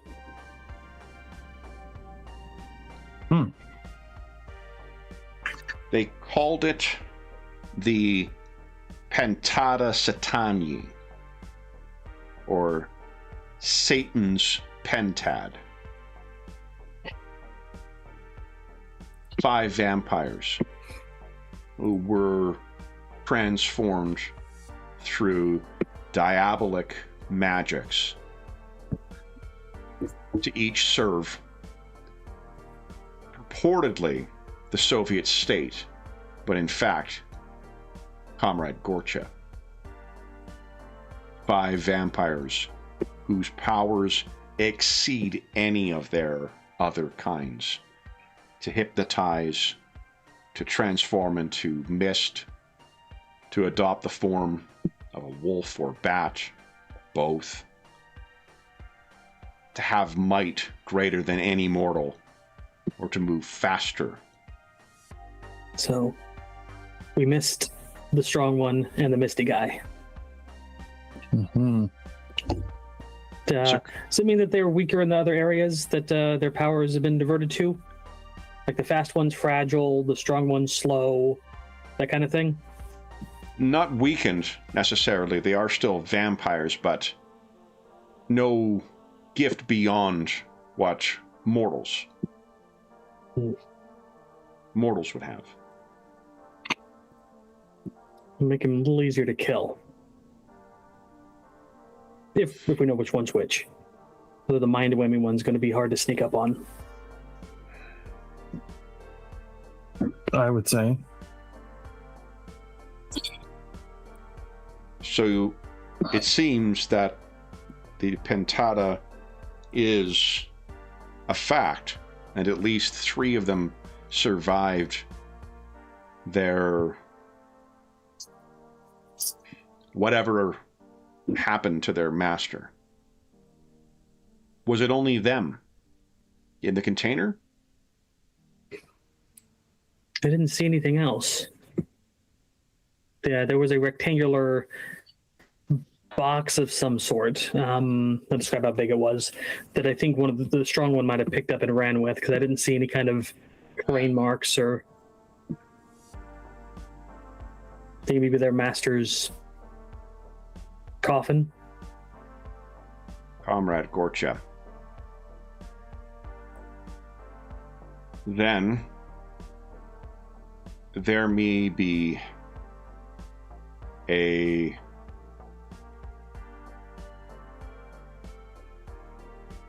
more than, or at least 100-year-old vampire here with his 5 magically augmented minions.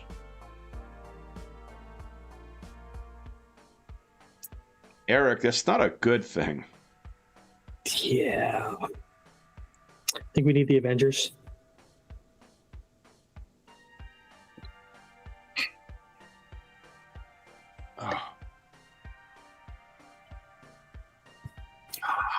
Frank, what's your interest in this?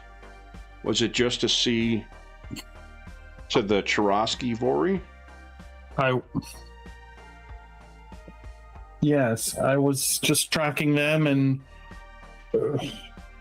obviously trying to keep their actions down. And I found out that they were bringing this weapon in, and so You're not wrong about did not that. know what it was, though. Sergei Yarkov. That name means something to you? Yes, that is the one that I was after. You know that Sergei has connections with the Russian military. Indeed, yes. That's why I thought it was some sort of military weapon. I suspect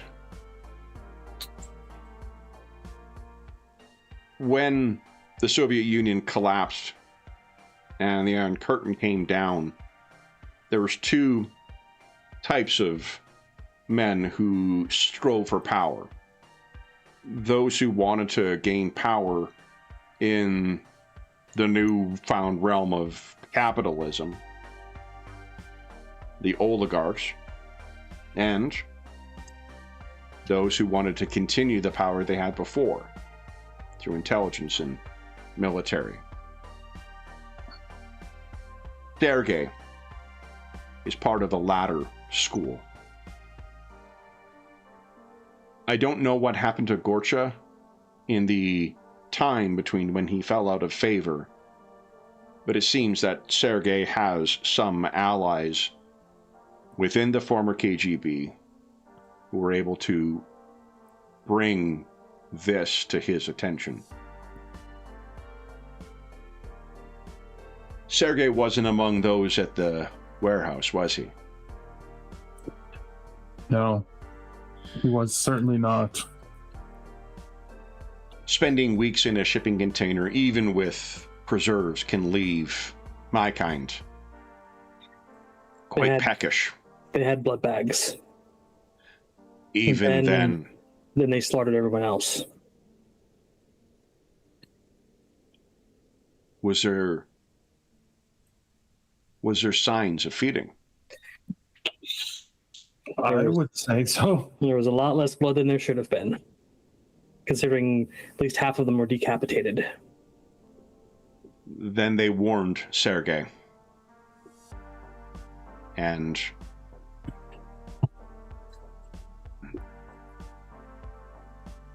so if he lives, he is part of this somehow.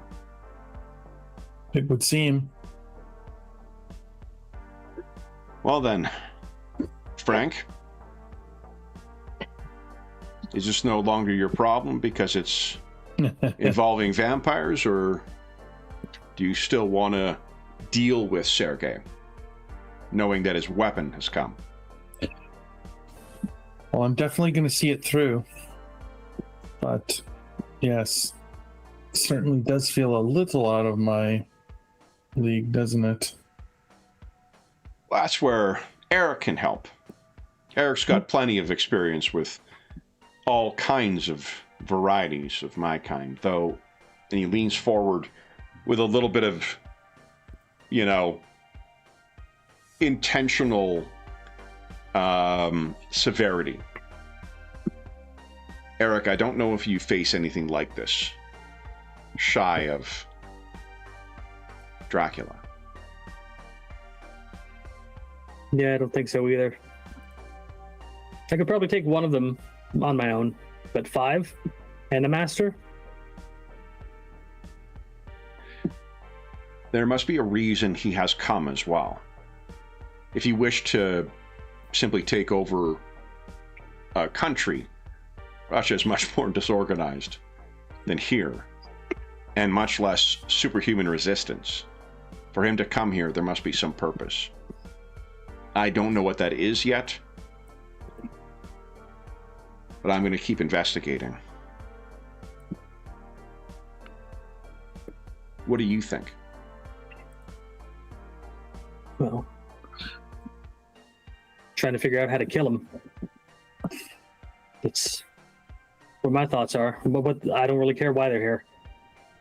Yeah, I mean, They're going to it's pretty hard to figure out why they're here, honestly. I don't know. Although we could figure out why they're here, it might be easy to track. Frank, you got the tools for that? Yeah. I mean, You're a bit better at managing the electronic side of the stuff. I'm pretty sure they're gonna leave a wake in their path. 5 hungry vampires in a strange city. There'll be talk. There will be Gorcha and his Pentada will not feed like our kind. They will be much more voracious. There must be something that they have, a contingency that Sergei may have planned for. Perhaps that may be a way of tracking how do they intend on feeding them. As for hiding them, I don't know where. But like me, they cannot abide the sun, Eric. And so you will have the advantage on that front.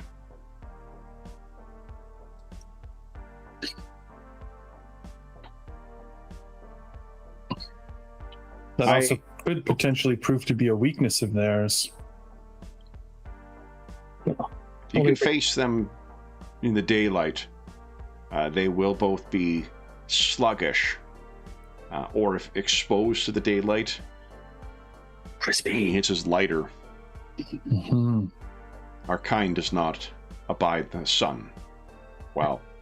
Or there's a bit of a wistful look in his eye. Suppose they don't abide us. Use a bit of a tan there, Hannibal. You're looking a little pale.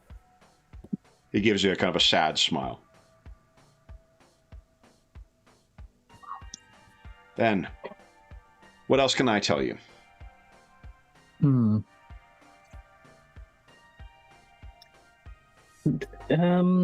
they actually have magic? Like straight on magic? Because supernatural abilities are one thing. Magic's a whole entire different thing.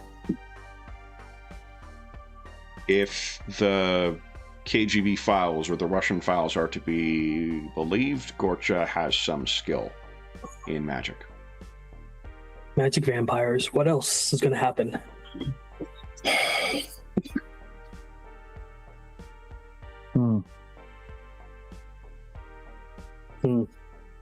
It's not good. We might need a big enough bomb.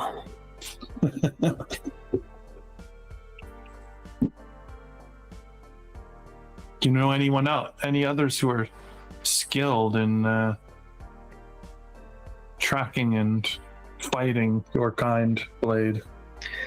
I've got a few connections I could draw on, but Actually, there's also... You might want to consider reaching out to them. You do have one other contact in here. Let me find...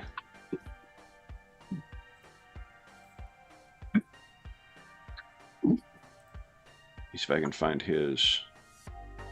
Frank Drake. Frank Drake is another... Blade used to run with a group informally called the Night Stalkers, led by a guy named Quincy Harker. Quincy Harker? Yeah. And Quincy is the son of Jonathan and Mina Harker from the Dracula novel. Blade, Hannibal, Francis, and a couple of other individuals were part of a group that hunted Dracula and saw him through to his original, final death. The reason that you know Hannibal, Frank is a descendant of Dracula. Yes. And Frank's kind of responsible for the reason Dracula was alive for some time in the 20th and early 21st century. Inherited the castle, brought his fiancée there, accidentally awoke Dracula again, lost his fiancée when she became one of the undead, and hunted him up to his final death. He's another vampire hunter. He's in New York as well.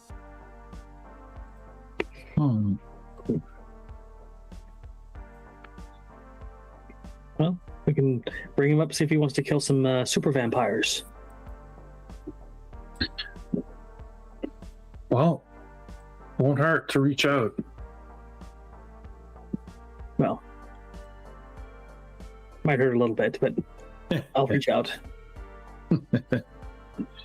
Anything else you guys wish to discuss with Hannibal? Lean over a little bit closer, and the Hannibal's like, I don't think my serum's going to cut it for this fight. You got any synthetics or actual human blood stored away for emergencies? He kind of gives you a bit of a sharp look, and he's like, Eric, you know I wouldn't have that. Because remember, Hannibal consumes only animal blood. Yeah, Blade looks at him and says, just checking. It's part of the reason he's able to keep himself, from becoming a monster. Like the if he did consume human blood, he would be no better than any. Blade knows what the thirst does. Yeah. So, because Blade does have that too. So he does not know. But then Hannibal will take his leave, collect all his things. He's got some work to do before sunup. Eric, you've got my contact information, so you can get a hold of him by phone. I'll leave a message for you if I need you. Frank, welcome to the Shadows. Great. Don't stay too long. People have a tendency to join them. He leaves, leaving you two to discuss. We're at our mid-session break as well. Why don't we take our mid-session break now? And then we'll come back and see what you guys plan to do next. So for those listening at home, we'll be back in about 5 minutes.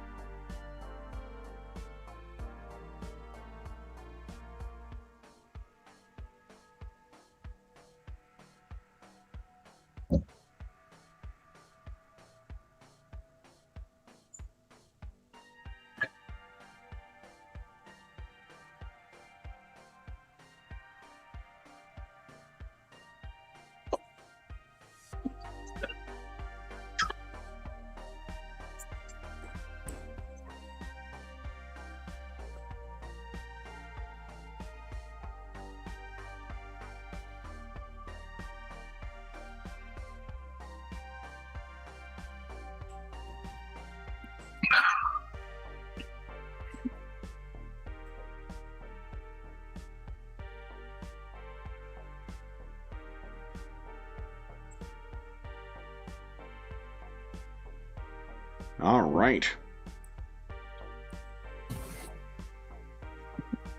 There are names in the records for the Pentada Satany, if you'd like.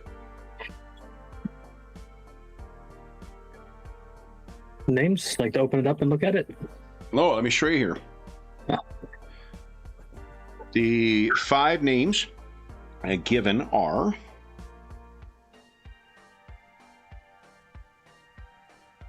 and their corresponding powers I'll put in as well.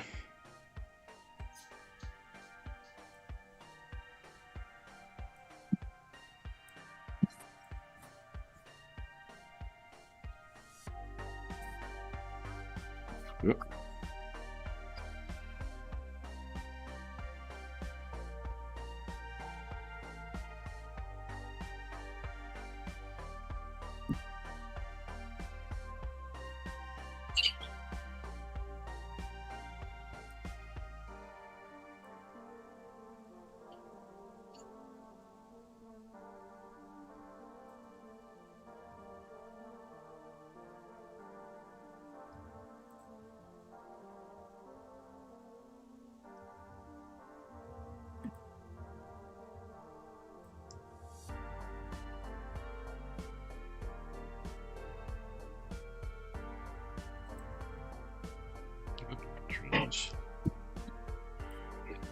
And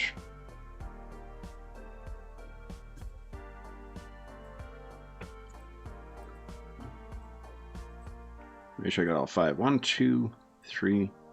1, 2, 3, 4. Oh, I'm missing 1. 1. Am I? No, there's 5. There's 5. Here you go, guys.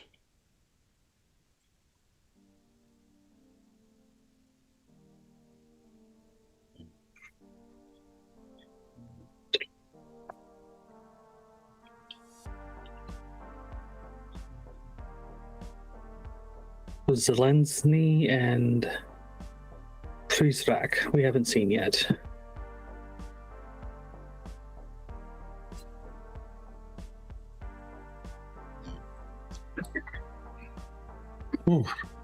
Plus, she, I think either Hannibal or you would be aware of, is also the name of a deathless sorcerer in Russian mythology. It varies in a bunch of different ways, but often he's seen as a sorcerer or trickster, most often as an adversary for heroes. So is he the source of that particular title or just adopted it?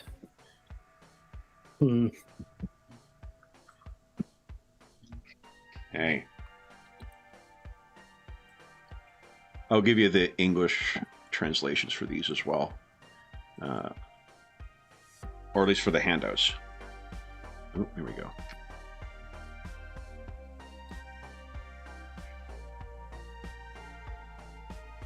So, yeah, there we go. Yeah, there are 2 that you have yet to meet. And, of course, Comrade Gorscha. Let me put that in. I know we all went to high school with a Comrade Gorscha, but there you go. So, what do you guys think?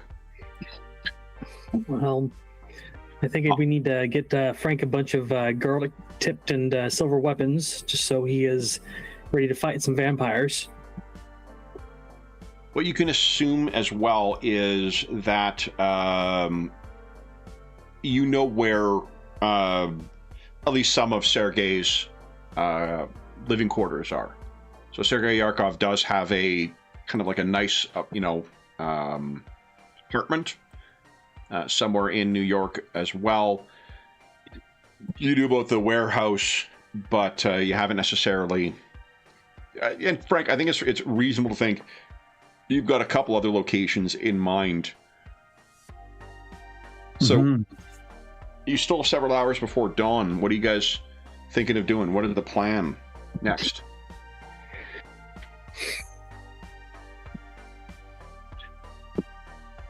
It's a good question.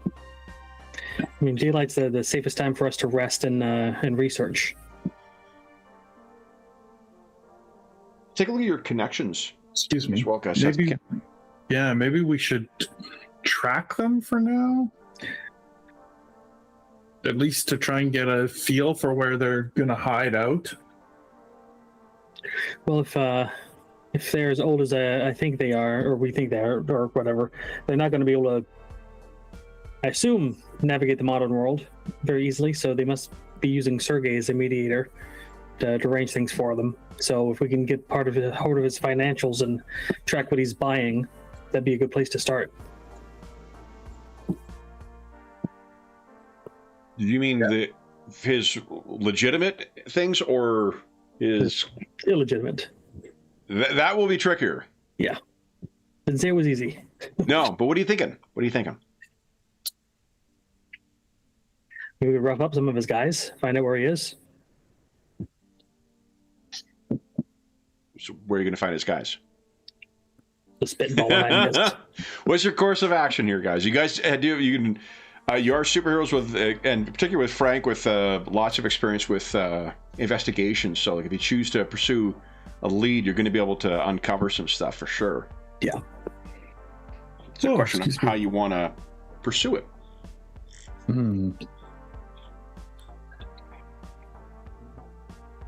Well, I mean, we could hit up some sort of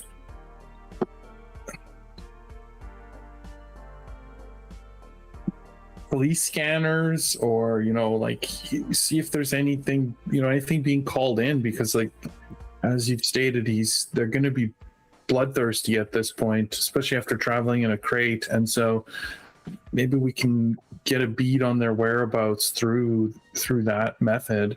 Yeah, or at least which direction they're going. Yeah. From what Hannibal said, do you think that Sergei would have accounted for that, though?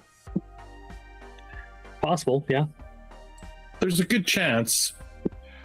I mean, if I were them, I'd hole up somewhere and feed for as much of the night as I could before I went to ground, so that they're strong as possible the next night. What is one of the criminal activities that the Russian mob is notorious for? Kidnapping? Something very adjacent to that. Human smuggling. Oh, well. Oh, I see. Yeah, okay.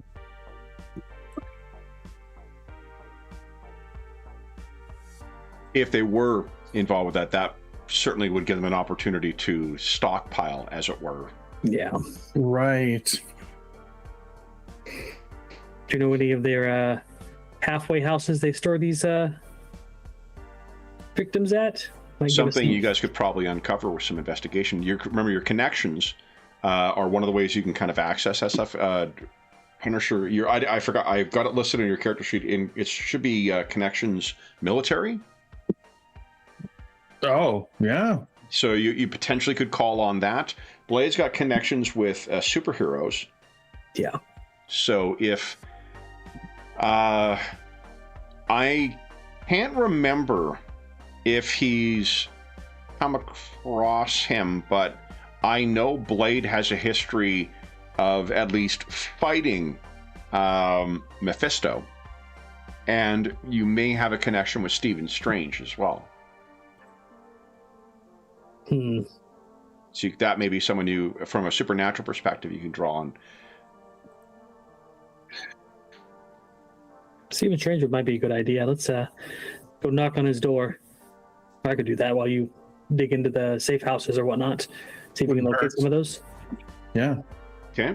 You got the Sanctum Sanctorum, and yeah, I think Strange should know if there's a magic vampire moving in. It's probably something he wants to know about. Yeah. Well, and a 19th century sorcerer vampire probably is something to be at least to tweak his attention. All right, you guys are planning on splitting up then? I think it's the best way to do it. Yeah. I mean, right now we just need information. I don't think we're going to run into them, or at least we hope not. Yeah, I'm not sure how hot Frank is as far as the Punisher goes in like superhero circles, whether or not they'd want to grab him and turn him in. Sort of. Like, he has the protection of popularity in a lot of cases, where like they don't do the logical thing of just beating the shit out of him and turning him in as a criminal. Yeah. Though there is a pretty funny issue where Captain America just knocks his fucking lights out when he tries to join up with them, because Can but you blame him though?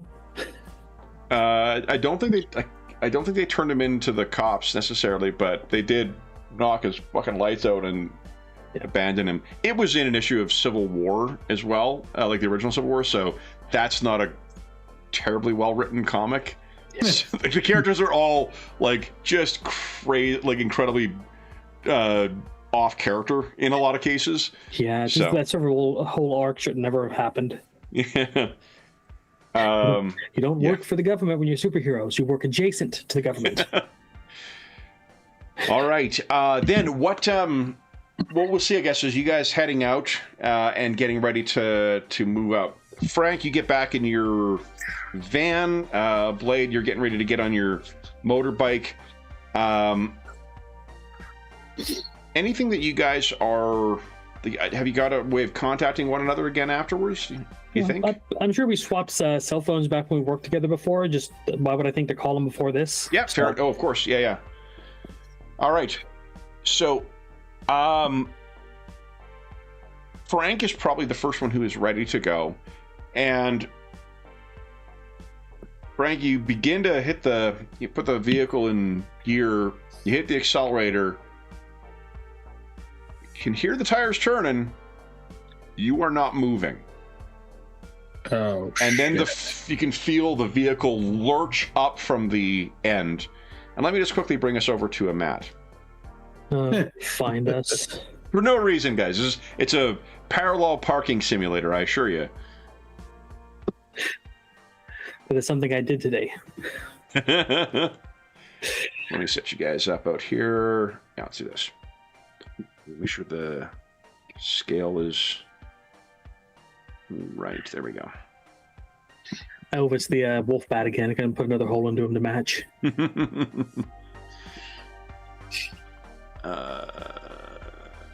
Although, Wolfman could probably beat the crap out of Blade, but got to keep the confidence up, right? I love that you're so. Oh man, why I mentioned like we I wrote the whole thing this afternoon, and because I can't just do halfway stuff, I was like, okay, we need a whole super team of vampires for you guys to fight. So, what are we coming up with? Oh my goodness. Okay, let me get some tokens set up here, and then we'll get Mitty scrapping. What's funny is I was going to do a follow-up from our previous adventure. I was like, that's fucking boring. Let's do something new.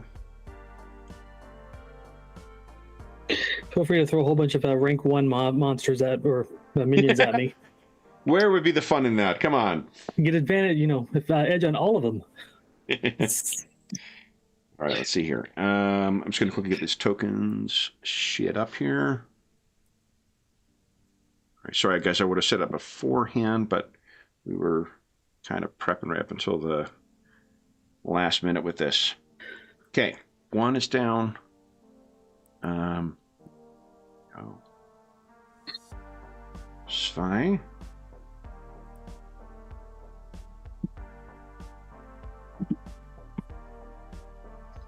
Oh, I just got your message. Yeah, absolutely. I'll put the full 5 out for you guys.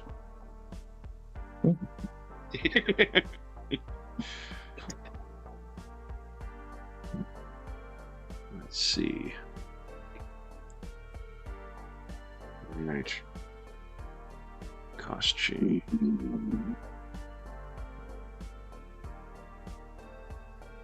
Go. And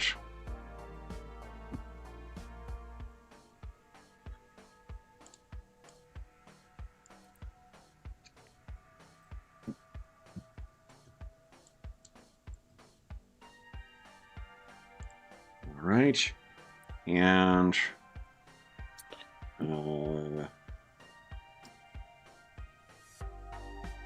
John, I after that kind of request, I certainly cannot leave Wolfbat behind. All 5 are coming after us? Oh, okay. Yeesh.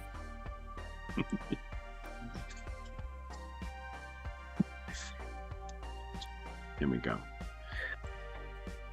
All right. My name's down here.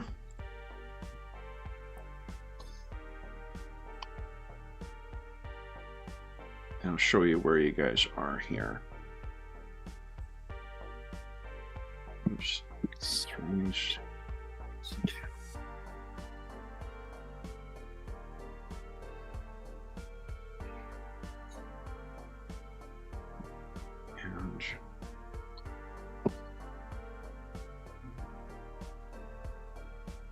got it. Oh, here we go.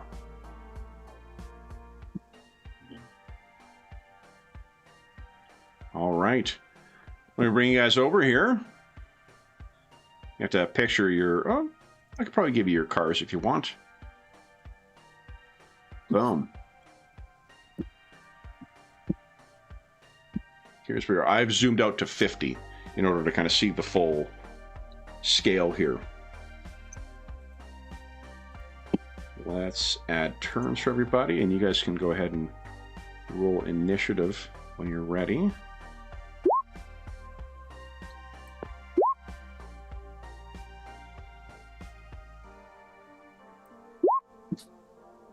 Remember, you got an edge on your initiative. Oh, you did already. Perfect. Yeah. Okay. Didn't help me much. Does yours not populate, John? That's weird. I didn't go into the... Huh. I have no idea. I clicked that. Yeah, no, I didn't say anything you did. That's, it says initiative on it, so I just added a turn for your token. Go ahead and add that in. Maybe I just didn't click my token. That could have been it. I don't know. Could be maybe like because of both. You guys may have rolled too close together or something like that. I don't know what the hell happened there. All right. Now let me roll an edge. That is 12. That's automatically.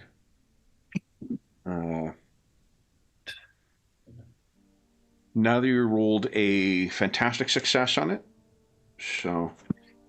Oh, well, of course the speedster gets a fantastic success. What's that? The 25 for the speedster, yeah. The speedster, they get to go to the top of the initiative order, and they get an extra turn before. Fun.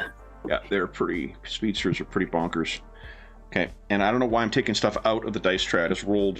Can you remind me at the end of the session I dropped a die? I will forget otherwise. Hopefully it's not a D4. No. It's one of my Marvel D6s. Okay, so then that was 11, 13, M.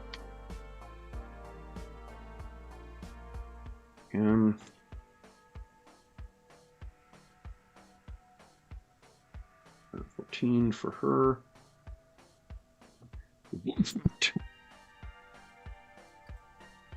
Is 2.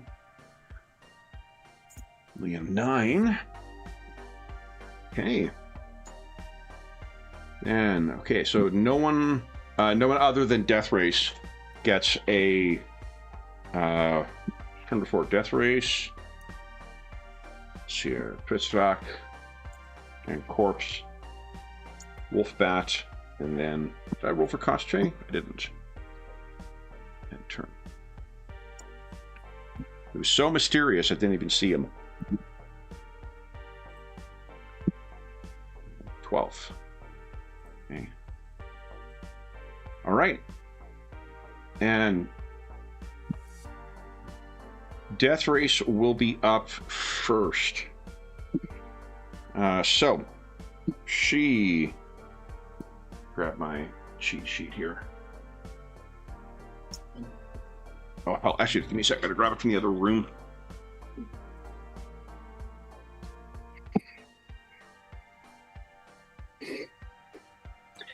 We gonna get hurt.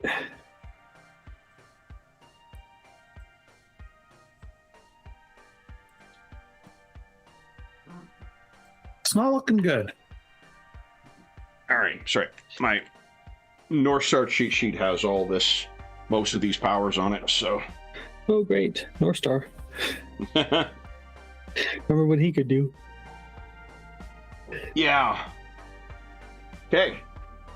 Let's see.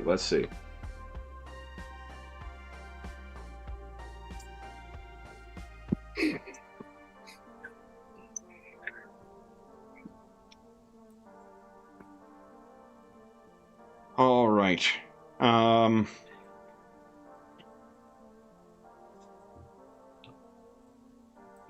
She is going to. I imagine she kind of like when you turn your light on blade of your thing, you sort of see her right ahead of you, smiling at you with those fangs bared. And then in a flash, she is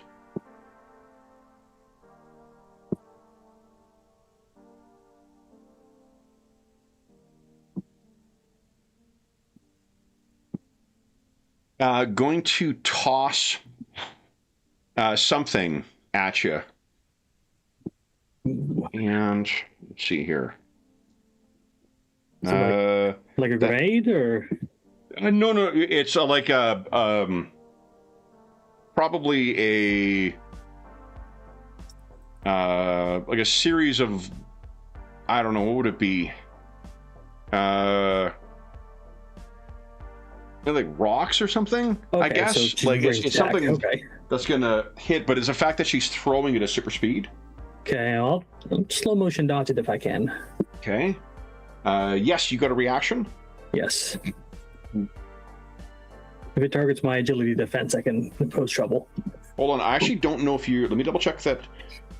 Because she's got effectively like the fantastic success. I don't know if you're allowed to use reactions on that turn. Let me double check. Bonus round.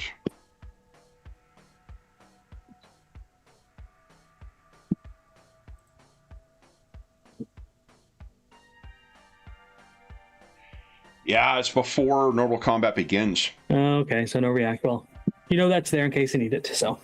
Yeah.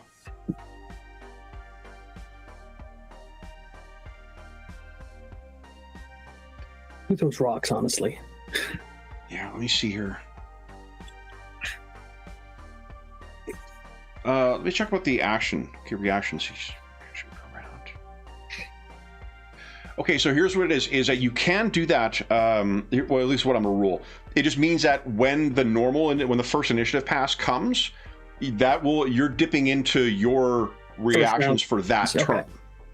Okay, so yes, you can, again, you don't necessarily, I got cheat sheets for your stuff, so like I don't need you to keep putting those in chat. So Slow-mo dodge doesn't cost any focus, I don't think? No. Okay, great. And you have combat reflexes, right? I do. Awesome. Okay, so I have trouble on this. There we go. And with trouble, that is replace that. 15 versus agility. That'll get me. Okay. So, you are stunned by this. Any way to resist? Any powers you're concentrating on, and immediately you cannot take actions, and all attacks against you have an edge. Unless otherwise specified, it lasts for 1 round. Oh, that sucks. Yep. Well, I'm doing nothing. Okay. Then let's see here. As her second action, she zips up to you, and if you are here, I don't know if your melee goes down though. Let's see here, stunned. So can't take actions. Could I do reactions? And all no, I think actions is full inclusive of reactions. Yeah.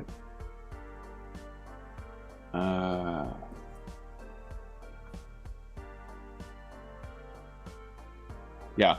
Just have edge. You still get your full defense. There is one that reduces your agility defense to a 10. That's not stunned.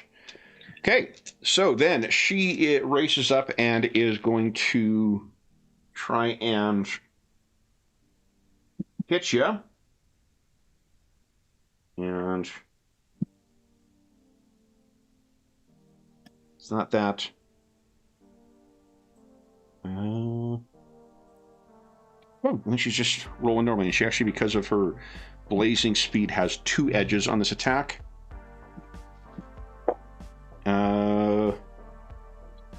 Oof. That is... Okay. I've run into a problem with the way I'm choosing to roll this. So hold on, I'm going to roll again. Because if I roll the 2 edges with it, and one comes up as a Marvel, I don't want to be able to just be like, oh, that's my Marvel thing. I should be re-rolling stuff as I go. Okay, so then we'll re-roll this one. There we go. And we'll re-roll that one. Okay. So it's a 20 on the attack. So I think she does hit. And the damage is 24. Oh, you got -1 damage reduction, right? 2. -2, nice. Okay. So that is then 14 points of damage you take. Okay. Let me know when it's the end of my turn. It's going to be the end of the turn. We're in bonus round first. That was still her first bonus round? Jeez. That was just her first bonus round. She gets 2 actions and 1 extra reaction on her bonus round. All right, so she's raced in. Now we're at the top of the round. She is up first. She again has double edge on her attack on you. I'm going to murder her. I hope you fucking hate her. So, and we'll roll that one again. Okay, that is a 12, 15, 17? 17's enough. Okay. You take 14 again. And then her second action. Oops, sorry, I'm doing it again. Same thing. That's not great. Let's re-roll that. Okay. And re-roll that. I think I missed. 12? Yep, that's a miss. Okay. Then she will... she moved up on that last turn. She's going to race back over here. To the edge. Blade, you are stunned this round. And I heal 3 hit points at the end of my turn. Nice. Pritzrak is going to go. We'll drift down to you, Blade. Oh, you guys want to see what Pritzrak looks like? Here you go. That's the misty guy, isn't he? Not a guy. There you go. Yeah. I'd ask to give those powers back. It's not doing anything for you. Okay, so Pritzrak drifts down and then is an edge on any melee.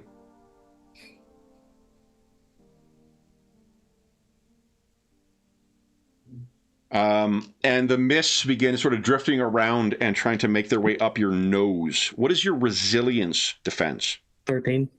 13? Okay, so this will be ego.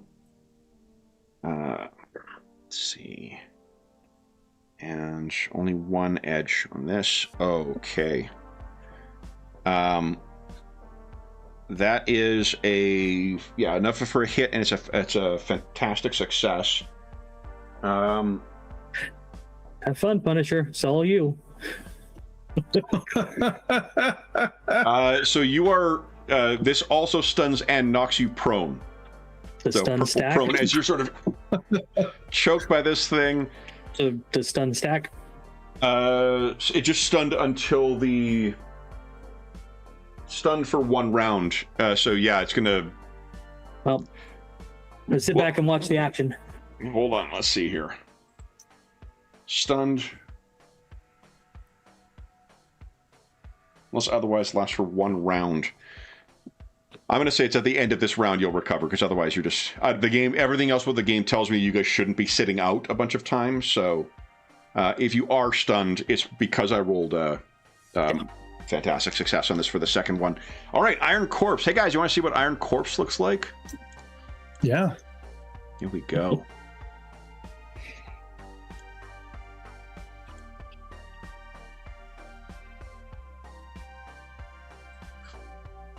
There you go. Oh, gosh.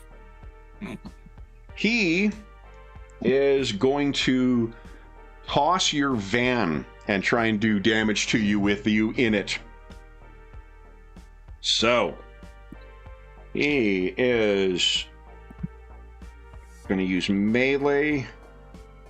And... Ooh. I don't think he's got anything else. No, he's got quick toss. He's going to adopt the attack stance as his action, and then quick toss, yeah. Attack stance doubles his melee agility damage, or ability damage. All right, Frank, I do not think that hits your melee. That is a 11. No. Awesome. So you were tossed, and you're on the vehicle's on the side against there, and he sort of starts stalking towards you. Like he's going to peel it open and grab you out. Frank, you're up. What are you doing? You're buckled in, so you're not prone. Yeah. I guess I'll... So the van is completely upside down? On its side, I'm picturing. He sort of side, like okay. and toss it up against the side there. So I'll attempt to, unbuckle myself and get on my feet. Yeah, that's fine. That's a move action. Or your move. I think standing from prone might only be a reaction, too. I think I would probably... I picture he's got at least a shotgun or something in the front of the vehicle. He has chosen to pick a fight with you in the worst possible place. You have access to all of your weaponry. Yeah. Can I see him, or see which side of the van he's on at least? He's at the back or what? So it's one space of movement to stand up. If you pop your head out, you can see this disgusting corpse thing is just... and he's got to be about 7 feet tall. Wow. He's truly a personification of the might of a vampire. Okay, so I'll use stopping power, I guess, to shoot at him. Love it. Okay. Okay, so some agility attack. Hey. That is definitely a hit on his agility. Plus me 5 focus. And what is stopping power? You make a ranged attack on an enemy. If the attack is a success, the enemy takes regular damage. On a fantastic success, they take double damage, and you can make another attack. Love it. This is the, chack, pow, chack, pow. Yeah. Thing. Love it. But love I it. Love have it. to roll a Marvel to do the double attack. You guys have a ton of karma. Do you want to spend a karma to fish for fantastic success? I guess I could, yeah. We're almost into the last hour here. Yeah, we've got 80 minutes left. All right, here we go. Come on, big 6. No. Okay. So, however, damage is he is quite tough, like the legends say, which would bring that. It's a huge fucking agility damage, though. My goodness. Yeah. Okay, so then it brings it down to that's 21 damage. As you hit him. I think quick toss cost him 5 as well. Oops. All right. Then that is Punisher. Anything else? I think that's it. Okay. Ostchi is going to use his thing here. All right. I had enough time to write up the list of all the powers for each of the characters, but not to write them out. So I apologize for having to look up the... Oh, you all right there? Anna says hi. She is napping in here. All right, I need to... Logic. Okay, Blade, what is your vigilance defense? 13. 13? Okay. And how about I use the correct thing here? There we go. All right, 13. That is a hit. A reminder, after I roll, before I roll any edge, you guys can spend karma to impose trouble on my rolls. So, Okay. All right.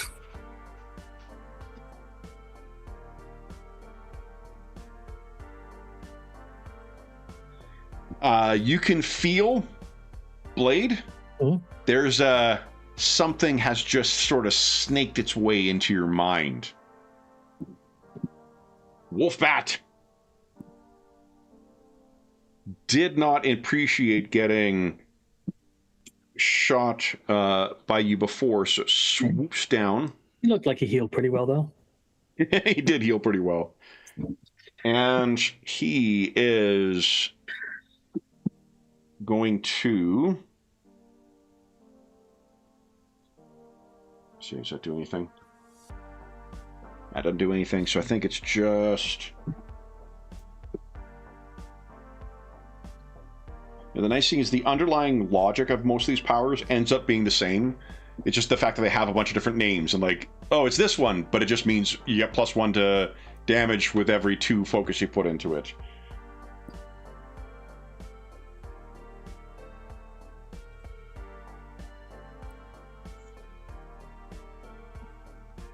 Okay, this thing is leaping down.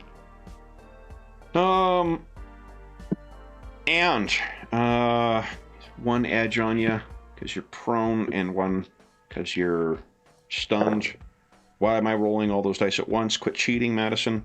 We'll re-roll that one and we'll re-roll it again. There we go. All right, Wolfbat fucking rakes his claws across you, Blade, and you take -2 means 12, 16, 32 points of damage. Okay. I got a fantastic success. Oh my god. It's a And lot he of flies those. up to the... continues on and flies up to the other side. Let me make sure that costs him... And...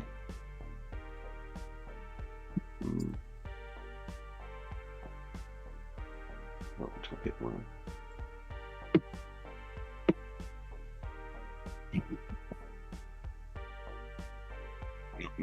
Okay. All right. That is the end of Wolfbat's turn. That is the end of the round. You are no longer stunned, Blade.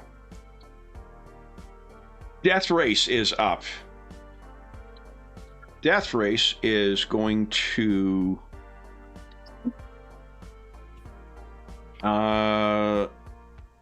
let's see. Race over here. She's going to try and pelt you with more shit again. Okay. She does have trouble on this roll because you are prone. And do you want to... you have your reactions again. Do you want to slow-mo dodge? Yep. Okay. So I have 2 trouble on this roll. All right. Okay, so first trouble. Nope. And yeah. Okay, then I have a total of 14 versus your agility. I'll turn stun back on. What's that? I'll turn stun back on. It's 14 hits. Oh, fuck. You're stunned again. Okay, and then she's going to race over to you, Punisher. and try and grab your gun again. So, that's not great. She gets an edge with everything. I don't think I hit you. Does a 12 hit you? Your melee? No. Okay. So she's not able to get hold of your gun. And then she will... what's the distance here? I guess she'll stay in contact with you. Okay. Then that is Death Race. Blade. Just heal 3 hit points, and that's it. Okay. Then Pritzrak is going to try and poison you, I guess.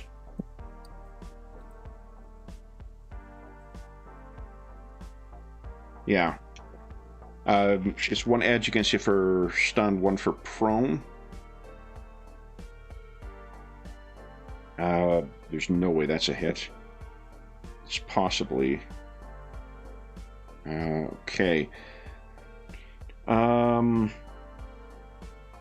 Does a 19 hit your melee? Oh, yeah. Okay, but you only take 10 points of damage. Because your toughness is really hard. Iron Corpse stalks forward. And I guess is going to try and grab you, Punisher. do you have any reactions to dodge or anything like that? No, my reaction, I believe, is the counter attack thing. Oh, yeah. Counter strike technique. Oh, it's only when he hits. Okay. I got a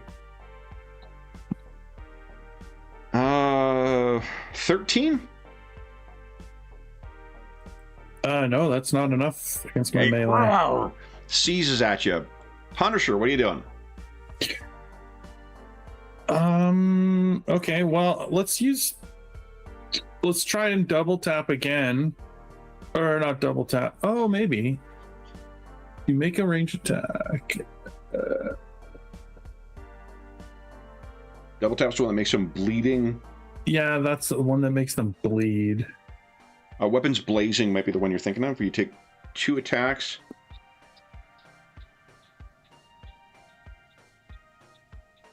No, that's it. You're going to need fantastic success to do full damage with that.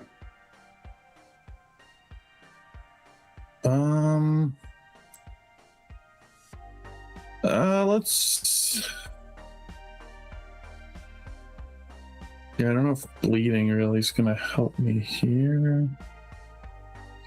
Why don't I go for... Headshot. What's that? You could headshot with and spend that karma. It just gives me trouble. So you could spend a karma to offset the trouble. Let's just go for stopping power, because if I do, it gives me a chance to make 2 attacks. Sure, go ahead. Without who are you trying to shoot here? damage. Death Race or Iron Corpse? Well, she has... I'll try and hit him first. Okay. You know what's really effective against speedsters? At least the Flash's Rogues Gallery tells me. Area effect things. Okay, so that's against Iron Corpse. I'm going to use a karma. I'll use one of my karma at this point to try and fish for that. the... Sure, come on. Try and get it. Come on, 1 and 6. No. Okay. Then Iron Corpse has armor still, but that's still 25 damage. Do you want to move, Frank? I'm picturing you're out the passenger side door shooting at these folks. Yeah. Yeah, let's try and maybe I could move. So if I'm like out the passenger side, maybe I could get out the back of the van. Sure. You can move 3, I think it's 5 squares total. So let's see, 1, 2. I'm assuming, wait, is it? Oh, it was rolled over on the side, so it's like this way. Like 1, 2, 3, 4, 5. I want to go this way anyway. Probably there. Okay. All right.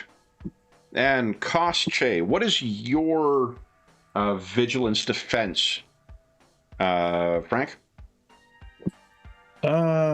Vigilance is 14. You can feel something has just wormed its way into your mind as well. No, excellent. Wolfbat is going to use fast attack and hit and run. Here, let's see how much fast attack costs.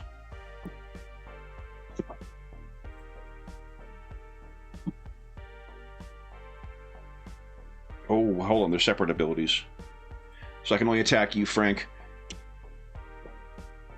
That is not great. 12 melee, I take it as a miss. Yep, it is. So he swoops down and kind of tries to hit you with one of its claws and angles over here. Begins kind of swooping around. Blade, you're no longer stunned. Hmm? It is Death Race's turn. She is going to, with super speed, kind of kick the panel to send a spray of, or the door to send a spray of glass at you, Frank. So this will be against your agility defense. And the Wolfbat's gone. She gets does a 13 hit your agility? It does not. Okay, so she didn't stun you. Does she do the same? Oh, and that costs. I think it costs 5. Make sure I'm paying because I'm cheating.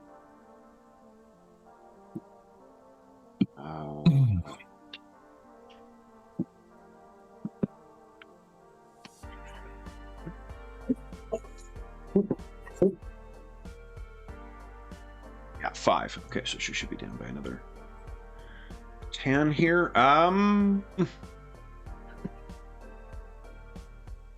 She's going to throw some detritus at you as well. She's going to try that same thing a second time.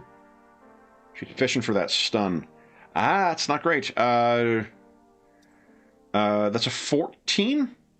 No, still a miss. Nice, okay. Then she's going to zip over here to get out of range from you. Blade, you're not stunned. One of your movements will be to stand up. Okay. What are you doing? Do that. Draw my katana, and well, I've got a target next to me, so Okay. I'm gonna go with that one. Great. All right, let me see. I'm gonna do focused fury. What's the maximum focus I can spend? Maximum focus is 20. So 15. It's probably one of those ones that adds like +1 for every 2 you spend, so it'd be plus 10 damage. Yeah, we'll be doing that one.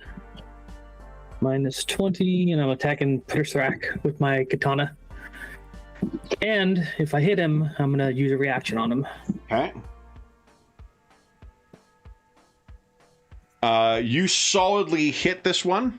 I would like to spend a point of karma to fish for crit. Hold on. She is made of mist, remember. It's as if you were striking air. So I do no damage. No damage. Then I can't do anything. You can move 4 more squares. 4? Because you 1 to stand up. Don't you have a speed of 5? Yeah.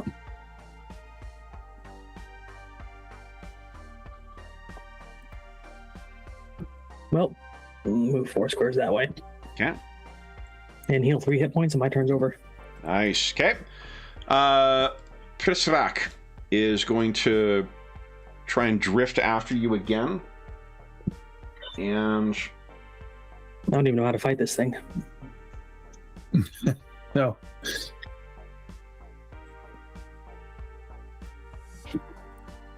if you have careful timing, because you're definitely being hit by things, ready in action.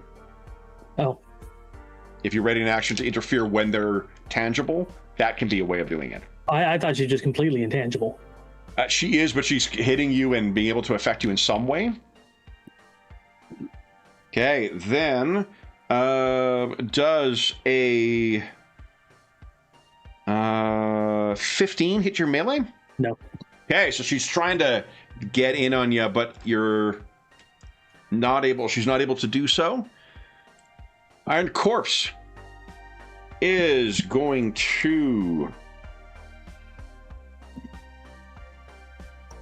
I think try and clobber you, Frank.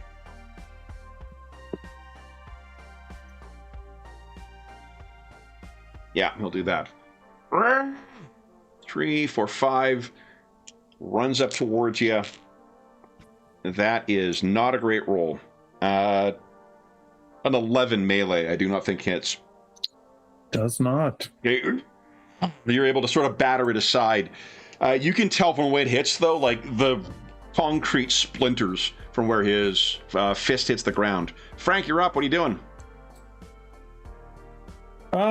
Okay, I'm gonna move towards. How's the move shoot rule in this game again? I can't remember. Unless you've got an ability that allows you to move then shoot, then you have to complete your move before you take your action. Or take your action and then move completely. Right, or take your action then move, yeah. The reason like Wolfbat and Deathrace are able to do this is they both have abilities that allow them to do that, or in Deathrace's case, he's just so fucking fast. Yeah. Okay, well, let's try. Which one does the most damage? I guess Headshot really does the most damage. This guy is very big and very slow. Yeah. If that helps. And I mean, the problem is the trouble, but I can, yeah. Okay, well, I'll do the headshot. It takes 15. The other thing I'll point in, remember Koschei has, he's in your mind. You guys have not faced, either of you, a telepathic opponent before. For telepaths to use their shit on you, they need to get a telepathic link first, then they get to do all their other bullshit. I fought one, but first time I lost a whole bunch of focus with Blade. Oh, did you? Yeah, yeah, and that's what focus, illusion, shit like that. Generally, they have to set up a telepathic link. So let's say that he's a powerful illusionist. In combat, he's going to use that on the two of you first and then start changing the world. Right. Yeah. I mean, the problem is he's like up on a top of a building, I'm assuming. He is. These buildings are probably only like 1 or 2 stories. Remember, there's a reason I used that illustration of Frank's to show you how low all the buildings were. Oh, right. Okay. Right. And we're not in like a high-rise part of New Frank's, York at this point. Yeah, I see exactly. Yeah, not Frank's. Michael's, maybe, I think. Anyway. What do you got, Frank? Yeah, okay. Well, then I won't take a headshot at him.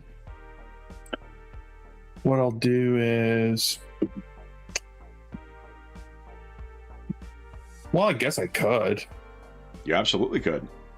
Yeah, okay, I might as well. All right, let's do it. Here we go. So I'm going to move 6 or 5. 1, 2, 3, 4, 5, 4? Why does that say 4? Feels like 5. Should be 5, yeah. It's no, 5 that plus... distance feels like 5. Oh, you have there's a run no of penalty 6 for diagonal in this game. You have a run of 6. It was listed as 5 in the on the Roll20. It should be 6 actually, because your agility's a 5. I mean, I think I'm in range now anyway. I was just trying to battle tech out far enough to. Fair enough. All right, here we go. Agility. So I'm going to spend the karma to get rid of the trouble. Is that correct? If you want to, yeah. Yeah, I'm going to do that. Ashi's not particularly hard to hit either, for what it's worth.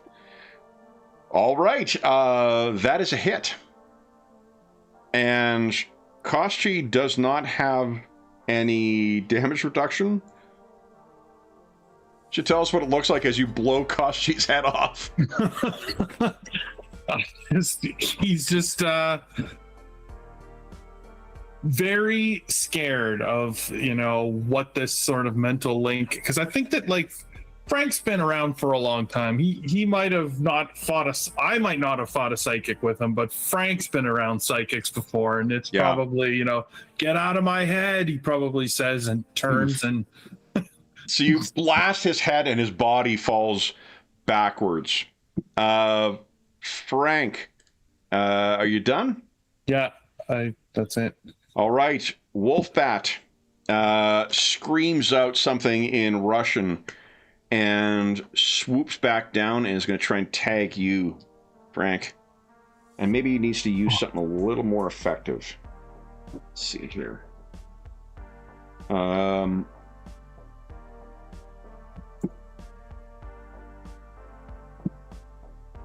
Yeah, if he wants to move away, he's going to have to do this, though. Yeah. All right. Here we go. Frank, fuck. That is 10 total. Melee? Melee, yeah. Yeah, no. And he swoops over that building over there. Top the round, Death Race is going to... I think she needs to start softening up here. So she races up to you, Frank. She has an edge on her attack. Remember, this is a melee attack, so your counter-strike technique could come into play here. Oh, yeah. That is a hit, I think. She's got... Frank, 17? Yeah, that hits me. That hits you? Okay, so I'll spend my... So I can spend 5 focus to do half damage back to her. Okay, so then it is... you don't have any damage reduction, so... 24, it's 26 damage you take from her first hit. And she takes 13. What do you think we see as this super fast, claw comes and hits you, and you manage to hit her? Yeah, just clock her back. Probably just the timing of it. Just, it's the luck, right? He sort of gets his gun in her way. So, as she's clawing him, it like hurts her arm or whatever she's swiping at him with. Her second Probably one? She went for my throat because I saw her tearing those heads off and I knew maybe he put his gun up, you know? And she hits the barrel of the gun as she's swiping at him. Okay, she's going to do another attack on you. That's a 17 again. Oh, man. So she hits, and that's going to be...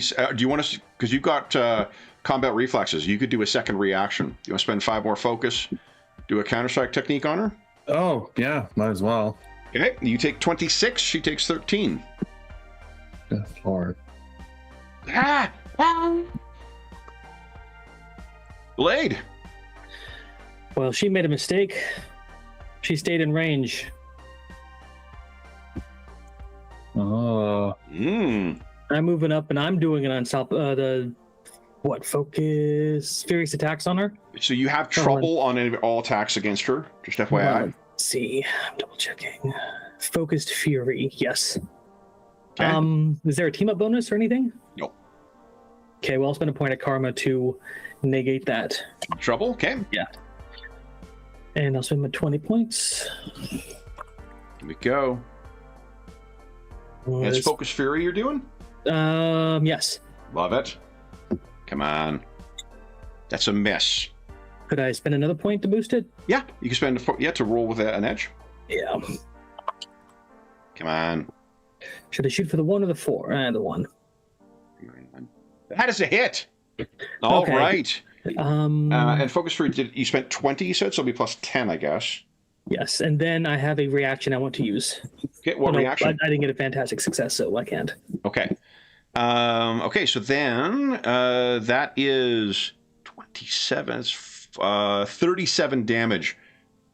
What does it look like as you put your sword through her? So he comes running up behind her, is like, you should have kept throwing rocks at me, and just stabs her right through the heart, and then twists his blade. She looks at you square in the eyes and says, "I'll remember that." Turns to ash. And I heal 3 hit points, and I'm done. Nice. Okay. Kritzrak. Then we'll surge forward on you, Blade. And Blade said, good luck pissing her off to get into melee. And Speech was always the hardest to deal with. 5. Oh, there's no way that hits. That's a 5, 10. No. So she's got a decent melee. Just I can't roll for shit.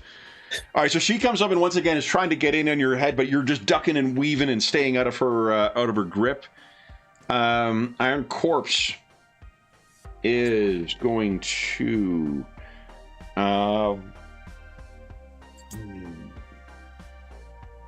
dang it, head. You know, I've got the cheat sheet for Colossus, and that has all my super strong stuff on it.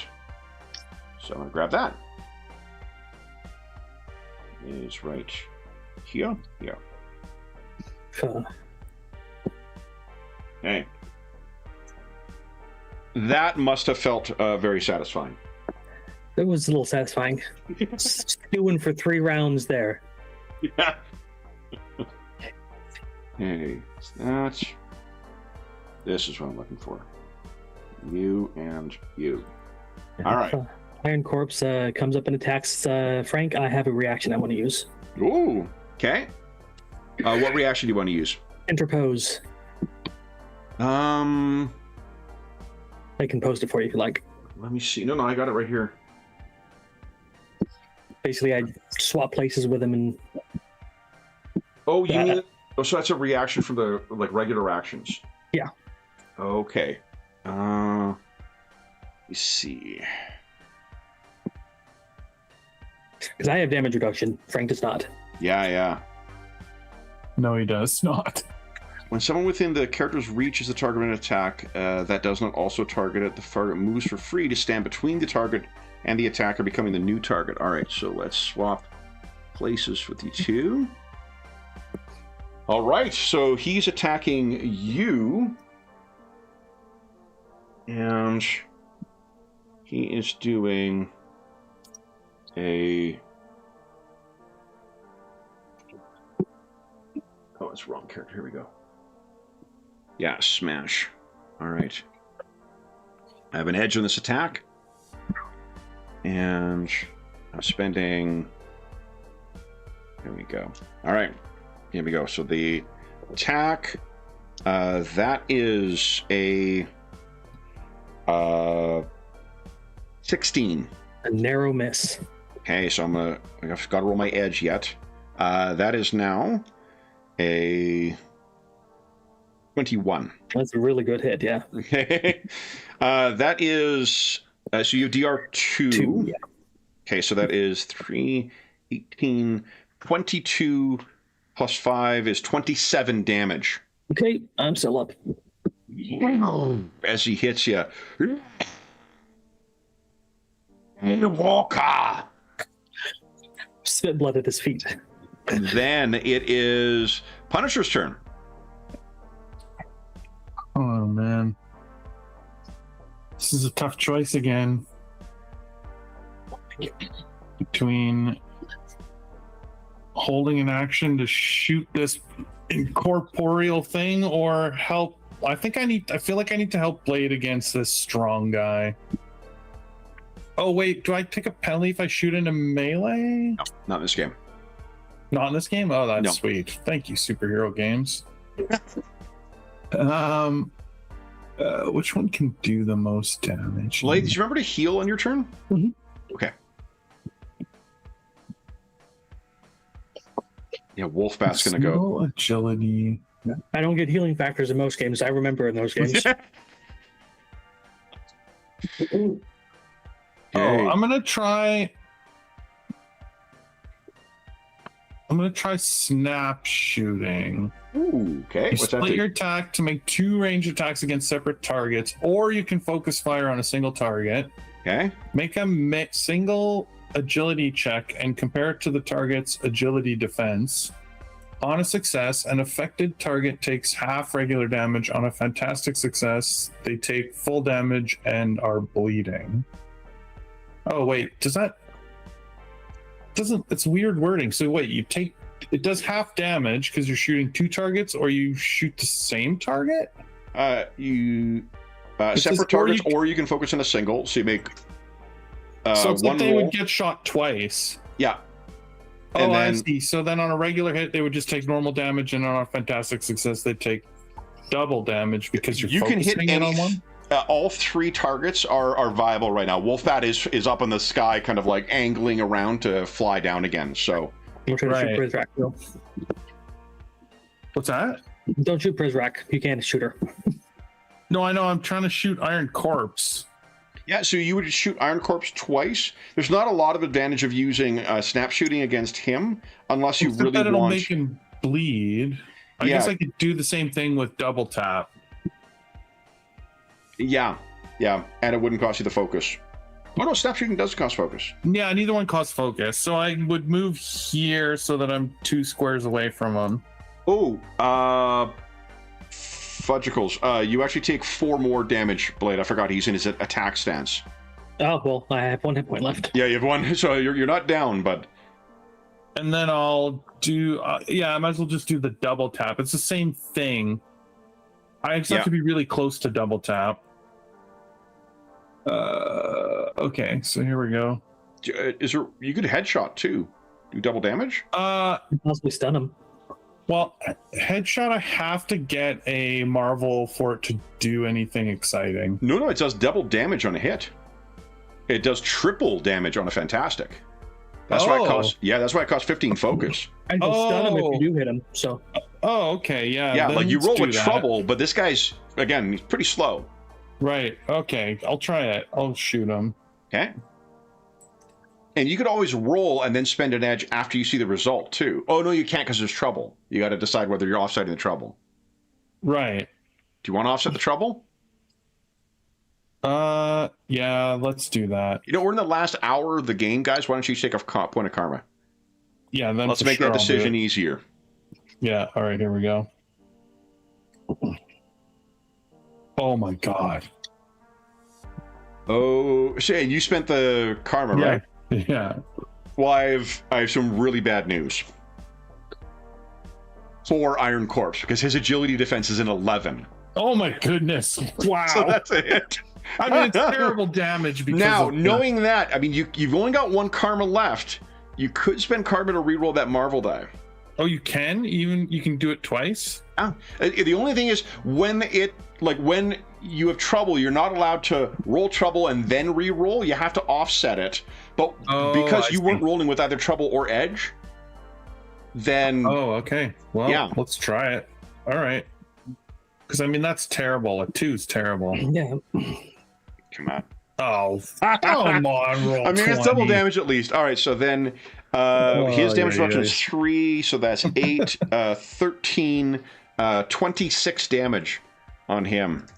And stunned. Nice. Okay.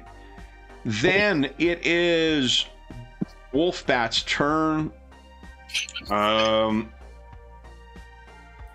boy, it'd really be picking on Blade. So let's go for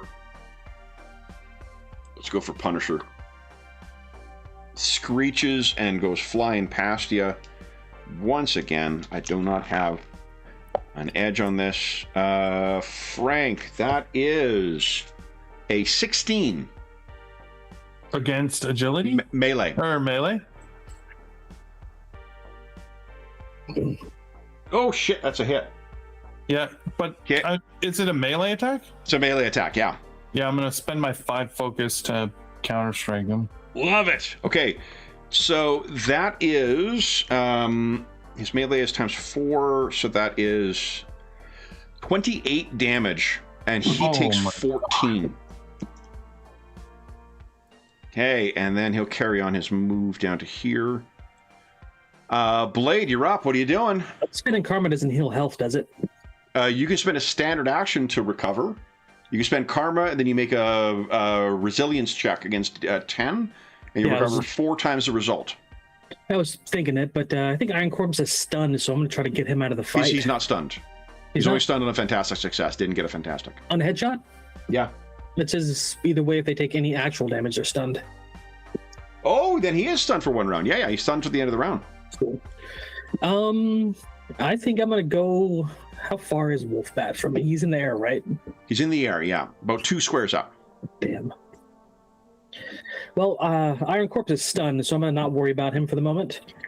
I'm going to move over here and pull out my shotgun and see if we can have a repeat of last time. Love it. Okay. Hey, Wolfbat, you're within 6 squares. How about a headshot on you? Did you move 5 or 6? I think 6. 2, 3, 4, 5. Oh, You're going to move I have 5. a speed of 5. Yeah. We move back. Right. No. Okay. I think.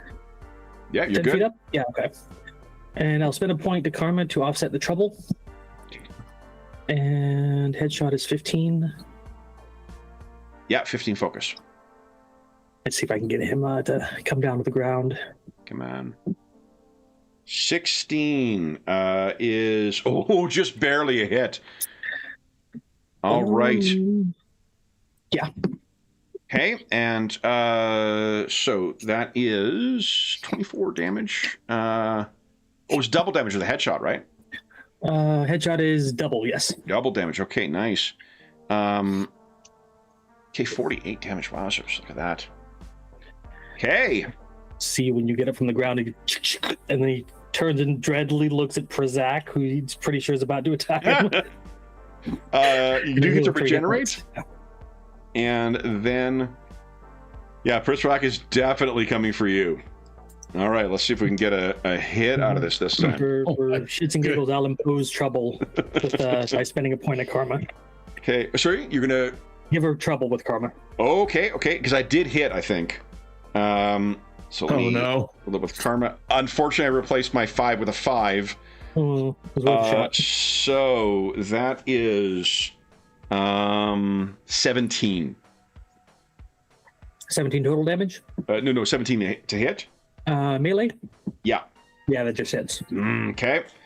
Then that is, you have 2 damage reduction. Oh, hold on. I actually don't know if this goes through DR. I don't think so, but let's just double check.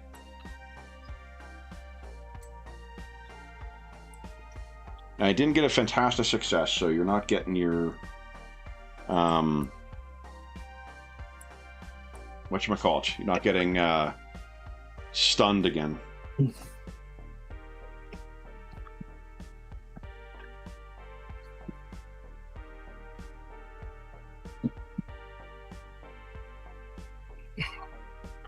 Okay. Oh. Yeah. Okay, so you take -2 is 10 points of damage. And we go into the negatives in this game, right? I think so, yeah. You definitely do for focus. I think you do for... It's been a while since I've been down, so... No, I know. It's been... I think we've had some players down in X Factor, but I don't remember... There you go. Okay. Your health is reduced below 0. You are unconscious. You can spend... Oh, yeah, you can do your karma recovery. Oh, well, I'm out of that. Yeah, so. You're out of karma now. So... All right. Where is it here? Effects damage. If a character's health is reduced below 1, they are knocked unconscious. Their defense against ranged attacks is reduced to 10. If it's only when your health is reduced to a negative value that you're actually killed. So, well, I'm negative. Okay. So Pritzbach, you can see, is drifting into Blade, and he drops down behind you Punisher. And his iron corpse is stunned, so he's not doing anything. Punisher, what are you doing? Frick, man. I'm not a healer. I'll get back up on my own if they don't actually kill me. We got another half hour left. Let's have everyone take a point of karma. Okay, well, I think the thing that makes sense is to just, same second verse, just like the first verse, to try and headshot him. Yeah. Getting low on karma, or on focus, but it's sort of the best thing against this guy. Yep. Oh my word. You do have that 1 point of karma.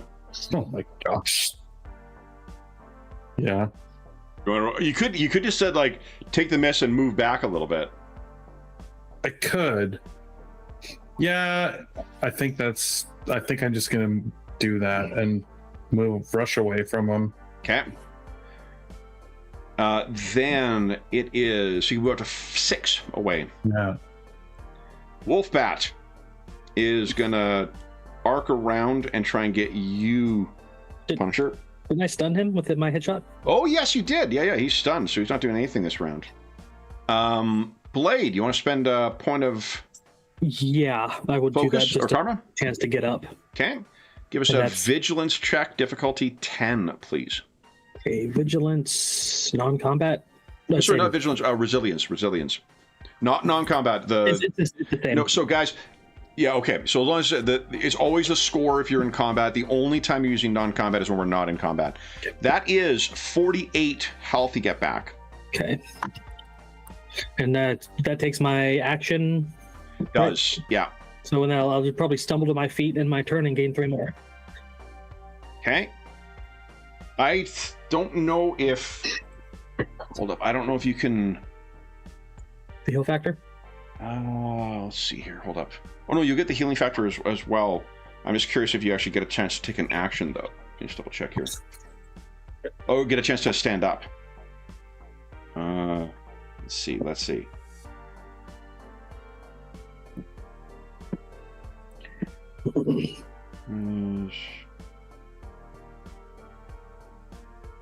Okay, unconscious. Oh, yeah, unconscious can't take any actions. Yeah, you can still take the recovery action, unless you're killed. Yeah. So Jean Grey, no, not for you. Don't you gotta get a roll of D4 and come back in that many years? Let's see here. Okay, so you are up. Yeah, so you can actually move 4 squares if you'd like, Blade. This would be 1 square to stand up. I'm getting behind Punisher because I'm eyeballing Iron Corpse over there. Yeah, you got it. All right. Still with you, Frank. Hey. Oh my goodness. Fitzrak is going to. Okay, I needed to. Here we go. She's actually going to once again try and go into you. She's going to try and stun you again. Blade. Stop this, you ghost. Now you, your vigilance. 13. 13 defense. Okay. This is her ego. Not a fantastic success, but you are stunned again, Blade. Yay. Iron Corpse sees a stunned Blade. He actually, because of his speed, he would not have been able to reach the Punisher. Races forward. Actually, he could have charged, I guess. There is a charge action. Yeah. Charge reaction, technically. Iron Corpse races forward, has an edge on you. He's going to spend another 10 focus.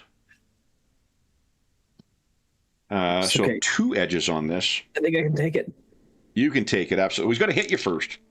Because your defense is still your normal, isn't it? Like 17. A 17 or something? Yeah. 17, okay. So let's see here. First roll, I think I might have hit you with that one. 12. No, actually, you know what? I'm 1 shy. That's a 16. So my first edge die, that makes it a hit. With your -2, that is 318 plus 8 is 26 damage, Blade. As he hits you. Punisher, what are you doing? Ay. The Wolfman has to go down. He's about to start moving. Yeah. Okay. Yeah. All slow. That's the problem with this. So So if it helps to select targets, Iron Corpse has got damage reduction. So he's pretty, every time you hit him, a lot of us get eaten away. Wolfbat from how Blade shot him does not have any. Right. But as long as you hit him, whatever you roll is the damage he takes. Yeah, so let's just shoot. Let's just hit him. I think I'll just use stopping power because then it just gives me a chance to make a second attack. Yeah. And it only costs 5, so I'm not. There's just a chance here. Come on, roll 20. It's time. It's not quite time. That is a hit. Okay. Then, so regular damage, that is 26 damage. Actually, roll an edge, because he's still stunned. Oh, he is until Take mine, Marvel. Come on. Oh, come on, Marvel. Oh, roll 20 or just good fish for with your last karma point. Would not allow you to recover then. Yeah, I need it. But you could definitely down. It would also take down an adversary, I guess. Yeah. Actually, no, it wouldn't. I'll just out of the sake of not like tricking you out of it, 26 extra damage would not take this one down. Well, stopping power, if he gets fantastic success, he can make another attack against it. Oh, true. Yeah. So. Well, and it would do more damage because it's the damage die. Yeah. Oh, yes, it would. That's right. It is potential to take him down. You want to come on? All right, here we go. Whatever. We play games to roll dice. Come on, big money. Oh, it is an extra 7 points of damage though. So it is an extra bit of damage. Not nothing. Okay. Oh, well. All right. He's no longer stunned, and now he's going to arc around. Did not appreciate that, Frank. Yeah, pistol whip him. Let's see. All right, so he take him out as he hits you. Frank, that is a 13. Oh, that's a miss. He continues his flight, and he's going to keep nape of the earth on top of the building, so you can't shoot him again. Blade, what are you doing? Oh, you're stunned. Right. Yeah, you haven't lost a turn yet. So, Pritzrak.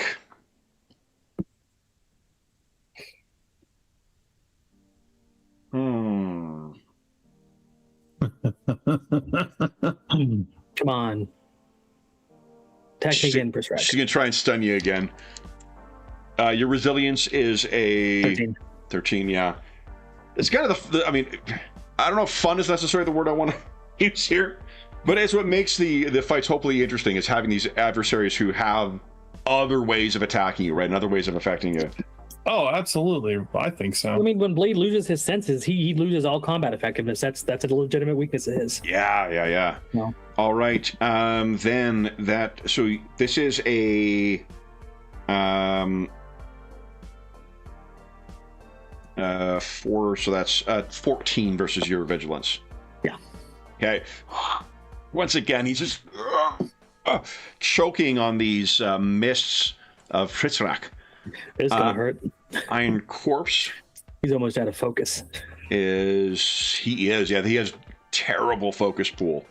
And I don't think I'm going to spend any, which means I'm not going to use that ability. He's just going to try and hit you.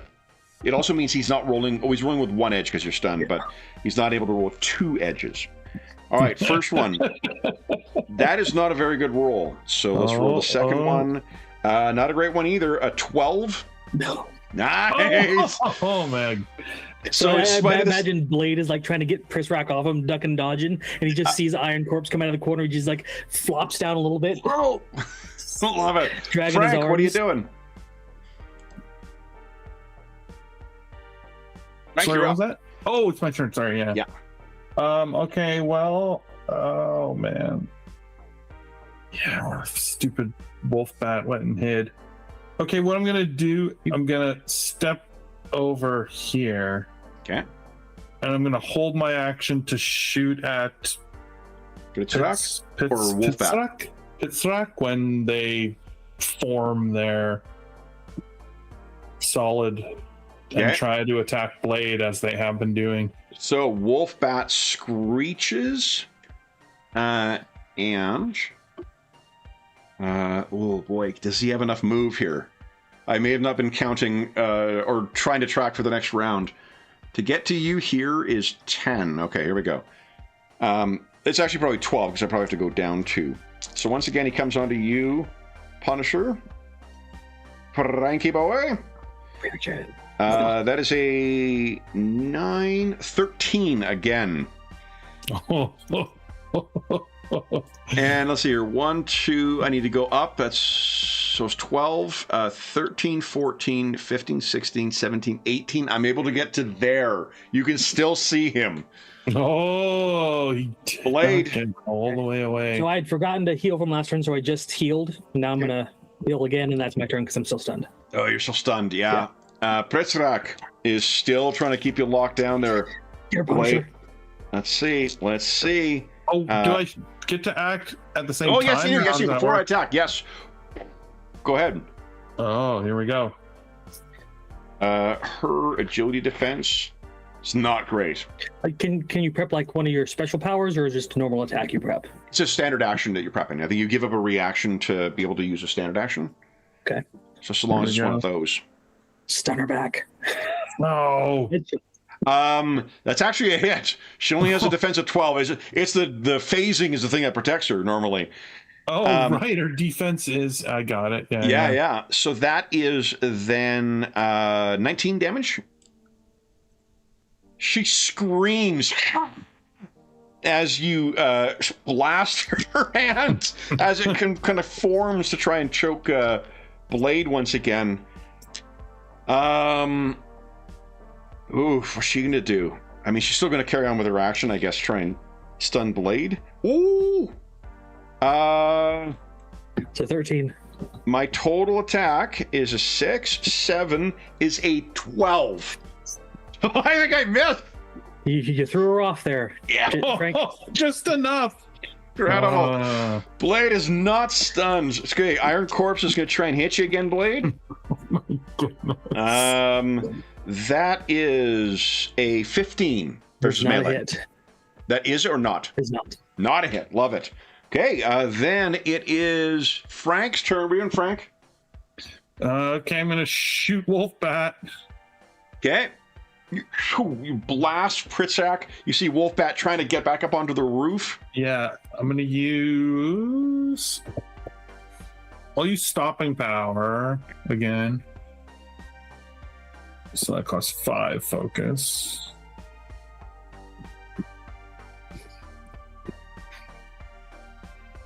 Oh, that's a good one. That is a good hit. He is. And don't let me. Oh, make sure I got no reactions for him. He's not stunned right now. Oh, he does have. Hold on. He's got. Let me see what this does. It probably costs. Karma here. Or. Okay. He can impose trouble. So, I'm using my reaction to do that. He kind of is wings deep to the side. Yeah. The choice is, though, like, what do I go for? I need to reduce... I need to reduce that by 6 to make it a miss. I don't think I can possibly... Yes. I can reduce the damage, though.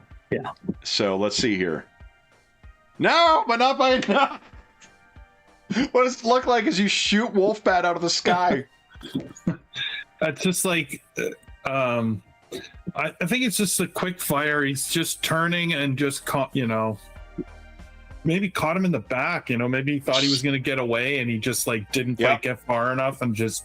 And it's dust that hits the Frank top of the no roof. Problem about shooting someone in the back. Yep. You can move as well if you like. I'm gonna move like this to sort of like really highlight that we've got them sort of lined up, Okay. Put some fear in Then, them. Blade, you are not stunned again. Okay. I'm going to ready an unstoppable assault. Okay. For when Prizrak tries to attack me again. Ooh, nice. Okay, then on her turn, she once again is going to try. Go ahead and give us. Oh, and hold on. She's actually learned her lesson. What was I going to do with her? She is going for Frank. Oh, damn. She goes outside my reach and. Follow Frank, her, could I? what is no? What is your resilience? Frank, your resilience defense? Actually, I can look. Hold on. Oh, sorry. Yeah, my resilience is 14. 14. Okay.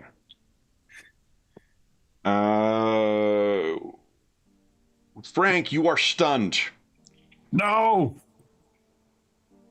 Iron Corpse is going to try and wallop you, Blade. Since my reaction doesn't go off, do I heal my 3 hit points? Sorry?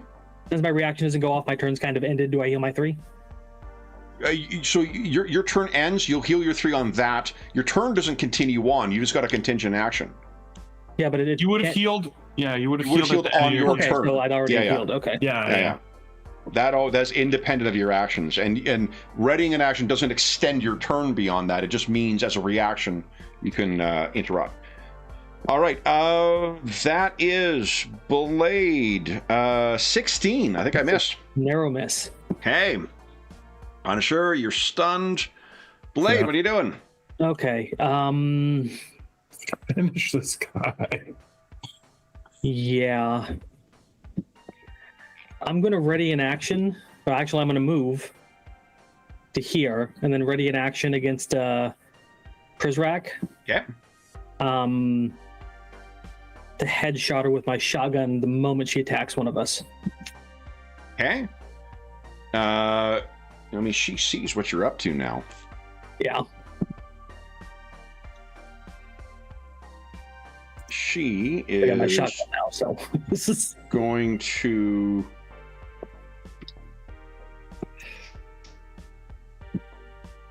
drift over here and I'm trying to say she's going to risk it. No, she's not. She knows that you're okay. I'm healing my 3 points then. But Iron Corpse is going to do something to you.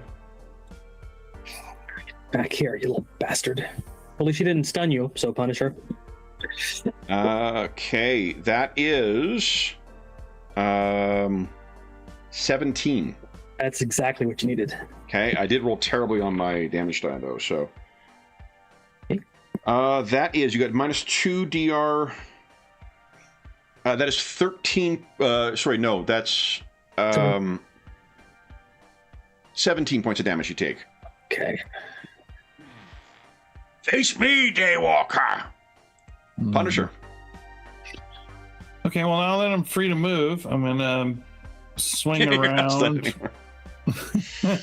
I'm gonna try and headshot this bastard. Iron Corpse. Leaving me with 10 focus left. All right, come on. We haven't had a Marvel die in hours. Oh. That is double damage, and it does stun him. So that is 16, 21, 42 damage. It's a big hit. Yeah. Okay, and he is stunned once again. I don't know why I've got the blue dot on them. Blade, what are you doing? I'm going to what's the word? Accommodate Iron Corpse. Turn around and put the gun against his head and headshot him too. There, you got it. So the edge you'll get from him being stunned finally. offsets the trouble. There you go.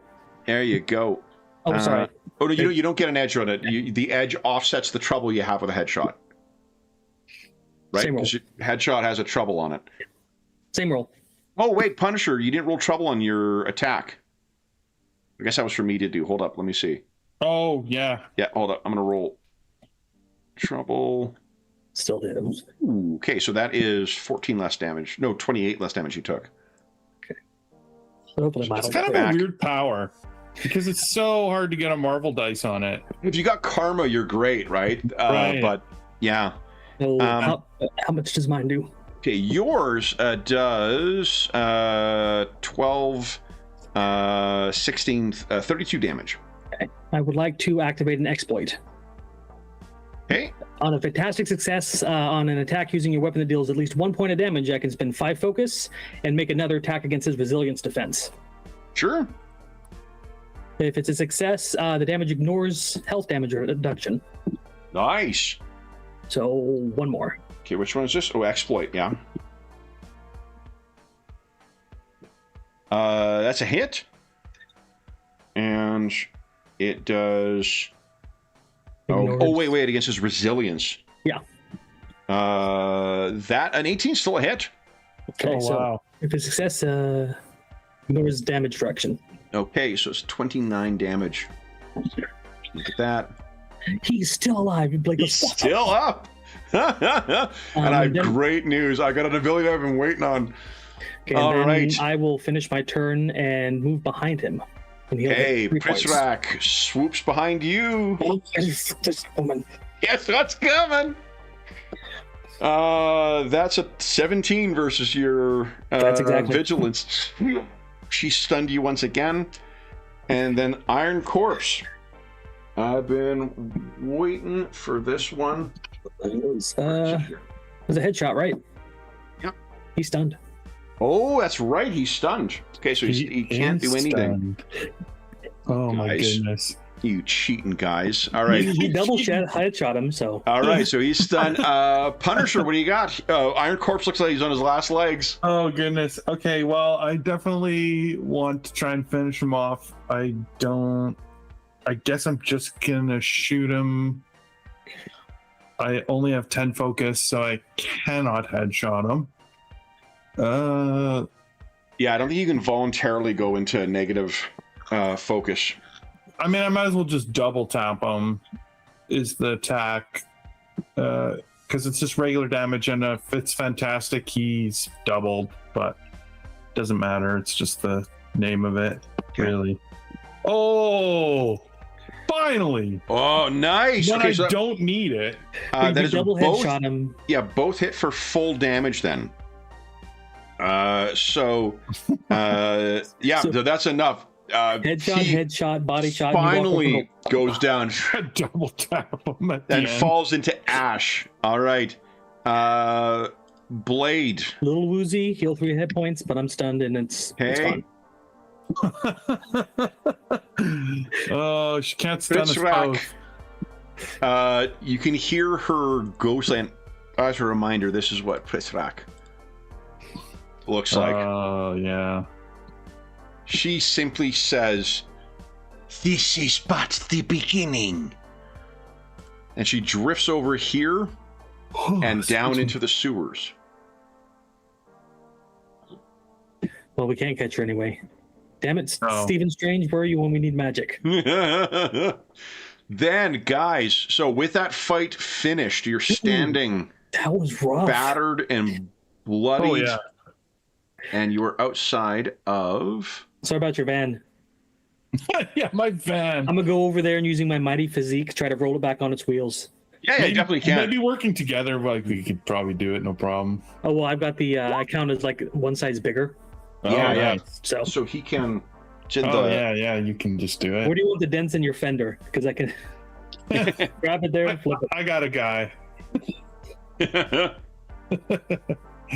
Oh, that Whistler's like, what have you done to this thing? Yeah. I thought it was at the end here. Maybe... Oh my goodness. Oh, you know, it'll be on the GM screen. Let me see. I'm just curious what the size is. All right, so then you guys have successfully defeated and driven off the Pentada Satany. Did they leave bodies behind, or they like dissipate in the mist and go back to their coffins? There's like dust. There's nothing left of them.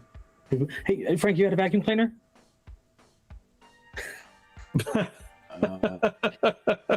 Just in case. A car. So between at your side, your level of mighty blade, it's between a car and a truck. So probably the van is about the right size. Yeah, it's a little bit of effort. You would each get a point of karma as well. Do you want to spend that to try and recover, or are you going to wait for a good night's rest? I will spend the point to recover focus. My health will heal itself. Okay. Yeah, true. So go ahead and give us a vigilance check. Okay. Boom. Nice. That is 68 you get back. Okay. Whereas I would probably try to cover some health. You got it. So it's a resilience check. Yeah. It's 10. Oh. Nice. Nice. I think there's an effect with Marvel. Let's see. Yeah, maybe, right? I hope so. I can't remember. Like, I think we had this happen in X Factor as well. But I had a house rule. I say you get both back. it actually would be a cool result. Let's see. Here we go.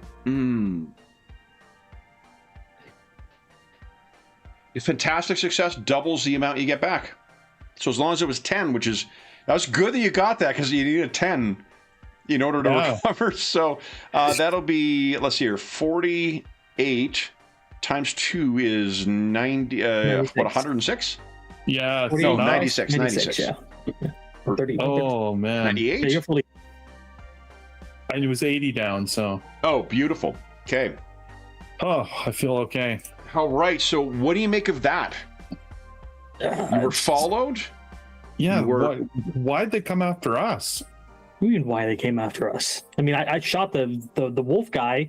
I mean, that does grudge. I guess I would have thought that their plans were much greater than just coming after us. I'm just wondering if they were listening and heard what we're talking to Hannibal. Maybe That incorporeal lady might have been able to eavesdrop. Yeah. or maybe Hannibal is Nah, I mean, in on it. I've known Hannibal long enough. Weirds me out, but he's good people. Well, people. Yeah. It is curious that they came. I mean, in your mind, Frank, that may be something unusual. Blade, I mean, like, you've yet to meet a vampire who doesn't immediately take a dislike to you. So, Of course. them knowing it's the Daywalker who is around, perhaps that was something behind that. So But as far as Blade's concerned, all vampires are bad until proven otherwise. Even him. fair enough.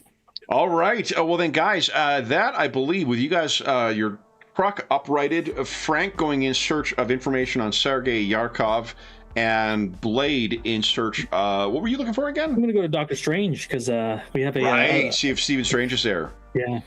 Excellent. Well, that brings us to the end of our session. That was Nice. fun. So, they're a fun pair, those two, and that's yeah, it's fun to write for vampires. But yes, that was. Actually, I adore whenever Blade Punisher get together like this because, Jeff's great at playing Punisher, and the two, the Punisher, he's got the whole. He's not even an anti-hero. He's just kind of not a bad guy. And Blade, he'll work with anybody to get something done. So Yeah. It's a cool mix of abilities too, because you guys got like good range stuff. You're effective in melee as well. It's you didn't get your sniping shots off, but those headshots are fucking lethal. Oh yeah, they are very dangerous. Mm-hmm. Awesome. Well then, guys, for those listening at home, thank you so much for joining us for our Punisher and Blade Marvel team up for this session of Marvel Multiverse. As is always the case, if you have any comments, questions, or concerns regarding the session, the campaign, or the game we're playing, please don't hesitate to leave a comment in the comment section down below, and I'll endeavor to reply in a timely fashion. There's also a link down below to the Dungeon Musings Discord server where all of us are active. We have, I should say, so there isn't, at the time of recording, there isn't an official Punisher write-up out. We've got one posted under the Assorted Games channel, I believe, for Punisher. So if you want to see what our write-up of the Punisher is, it's a rank 4 character. You're welcome to join us over there. There's also channels for Find a Group, GM discussion, virtual tabletop chat. There's a ton of helpful, knowledgeable, and friendly people over there. You're more than welcome to join us. There's also a link down below to our friends at Noble Knight Games. Noble Knight Games is a preeminent unionized retailer of hard-to-find and out-of-print RPGs in North America. Not only do they have an incredible selection of new role-playing games, board games, and card games, they have an unmatched selection of hard-to-find and out-of-print RPGs, including a lot of older Marvel RPG stuff. So if you're looking for some of that phase rip Marvel, you can likely find it over there. If they don't have something in stock you're looking for, you can put it on a want list and they'll send you an email when it comes in. And if you make a purchase of $10 or more through their website, be sure to enter the code SPRING26DM. It's listed in the description of the video. That'll save you 10% on any purchase of $10 or more through their website. And the discount code will change as of May 1st, 2026. So if you're listening to this after that time, just come back to one of our more recent videos. You'll see what the current discount code is there. The last thing I will say is a huge, huge thank you to our stalwart heroes. So Jeffrey and John, thank you so much for jumping in for this impromptu Marvel session. Will we see what the schemes are of Comrade Gorcha? There's a reasonable chance of that. But we will be back in Midgard in 2 weeks' time with our Tales of the Valiant campaign as usual. But until then, we hope that we gave you a few hours to take your mind off the troubles of our world and think about the troubles that our Marvel heroes are encountering when they're trying to take on some Russian mobster vampires. And until we see you again, stay safe, stay healthy, happy gaming, and as always, make mine Marvel.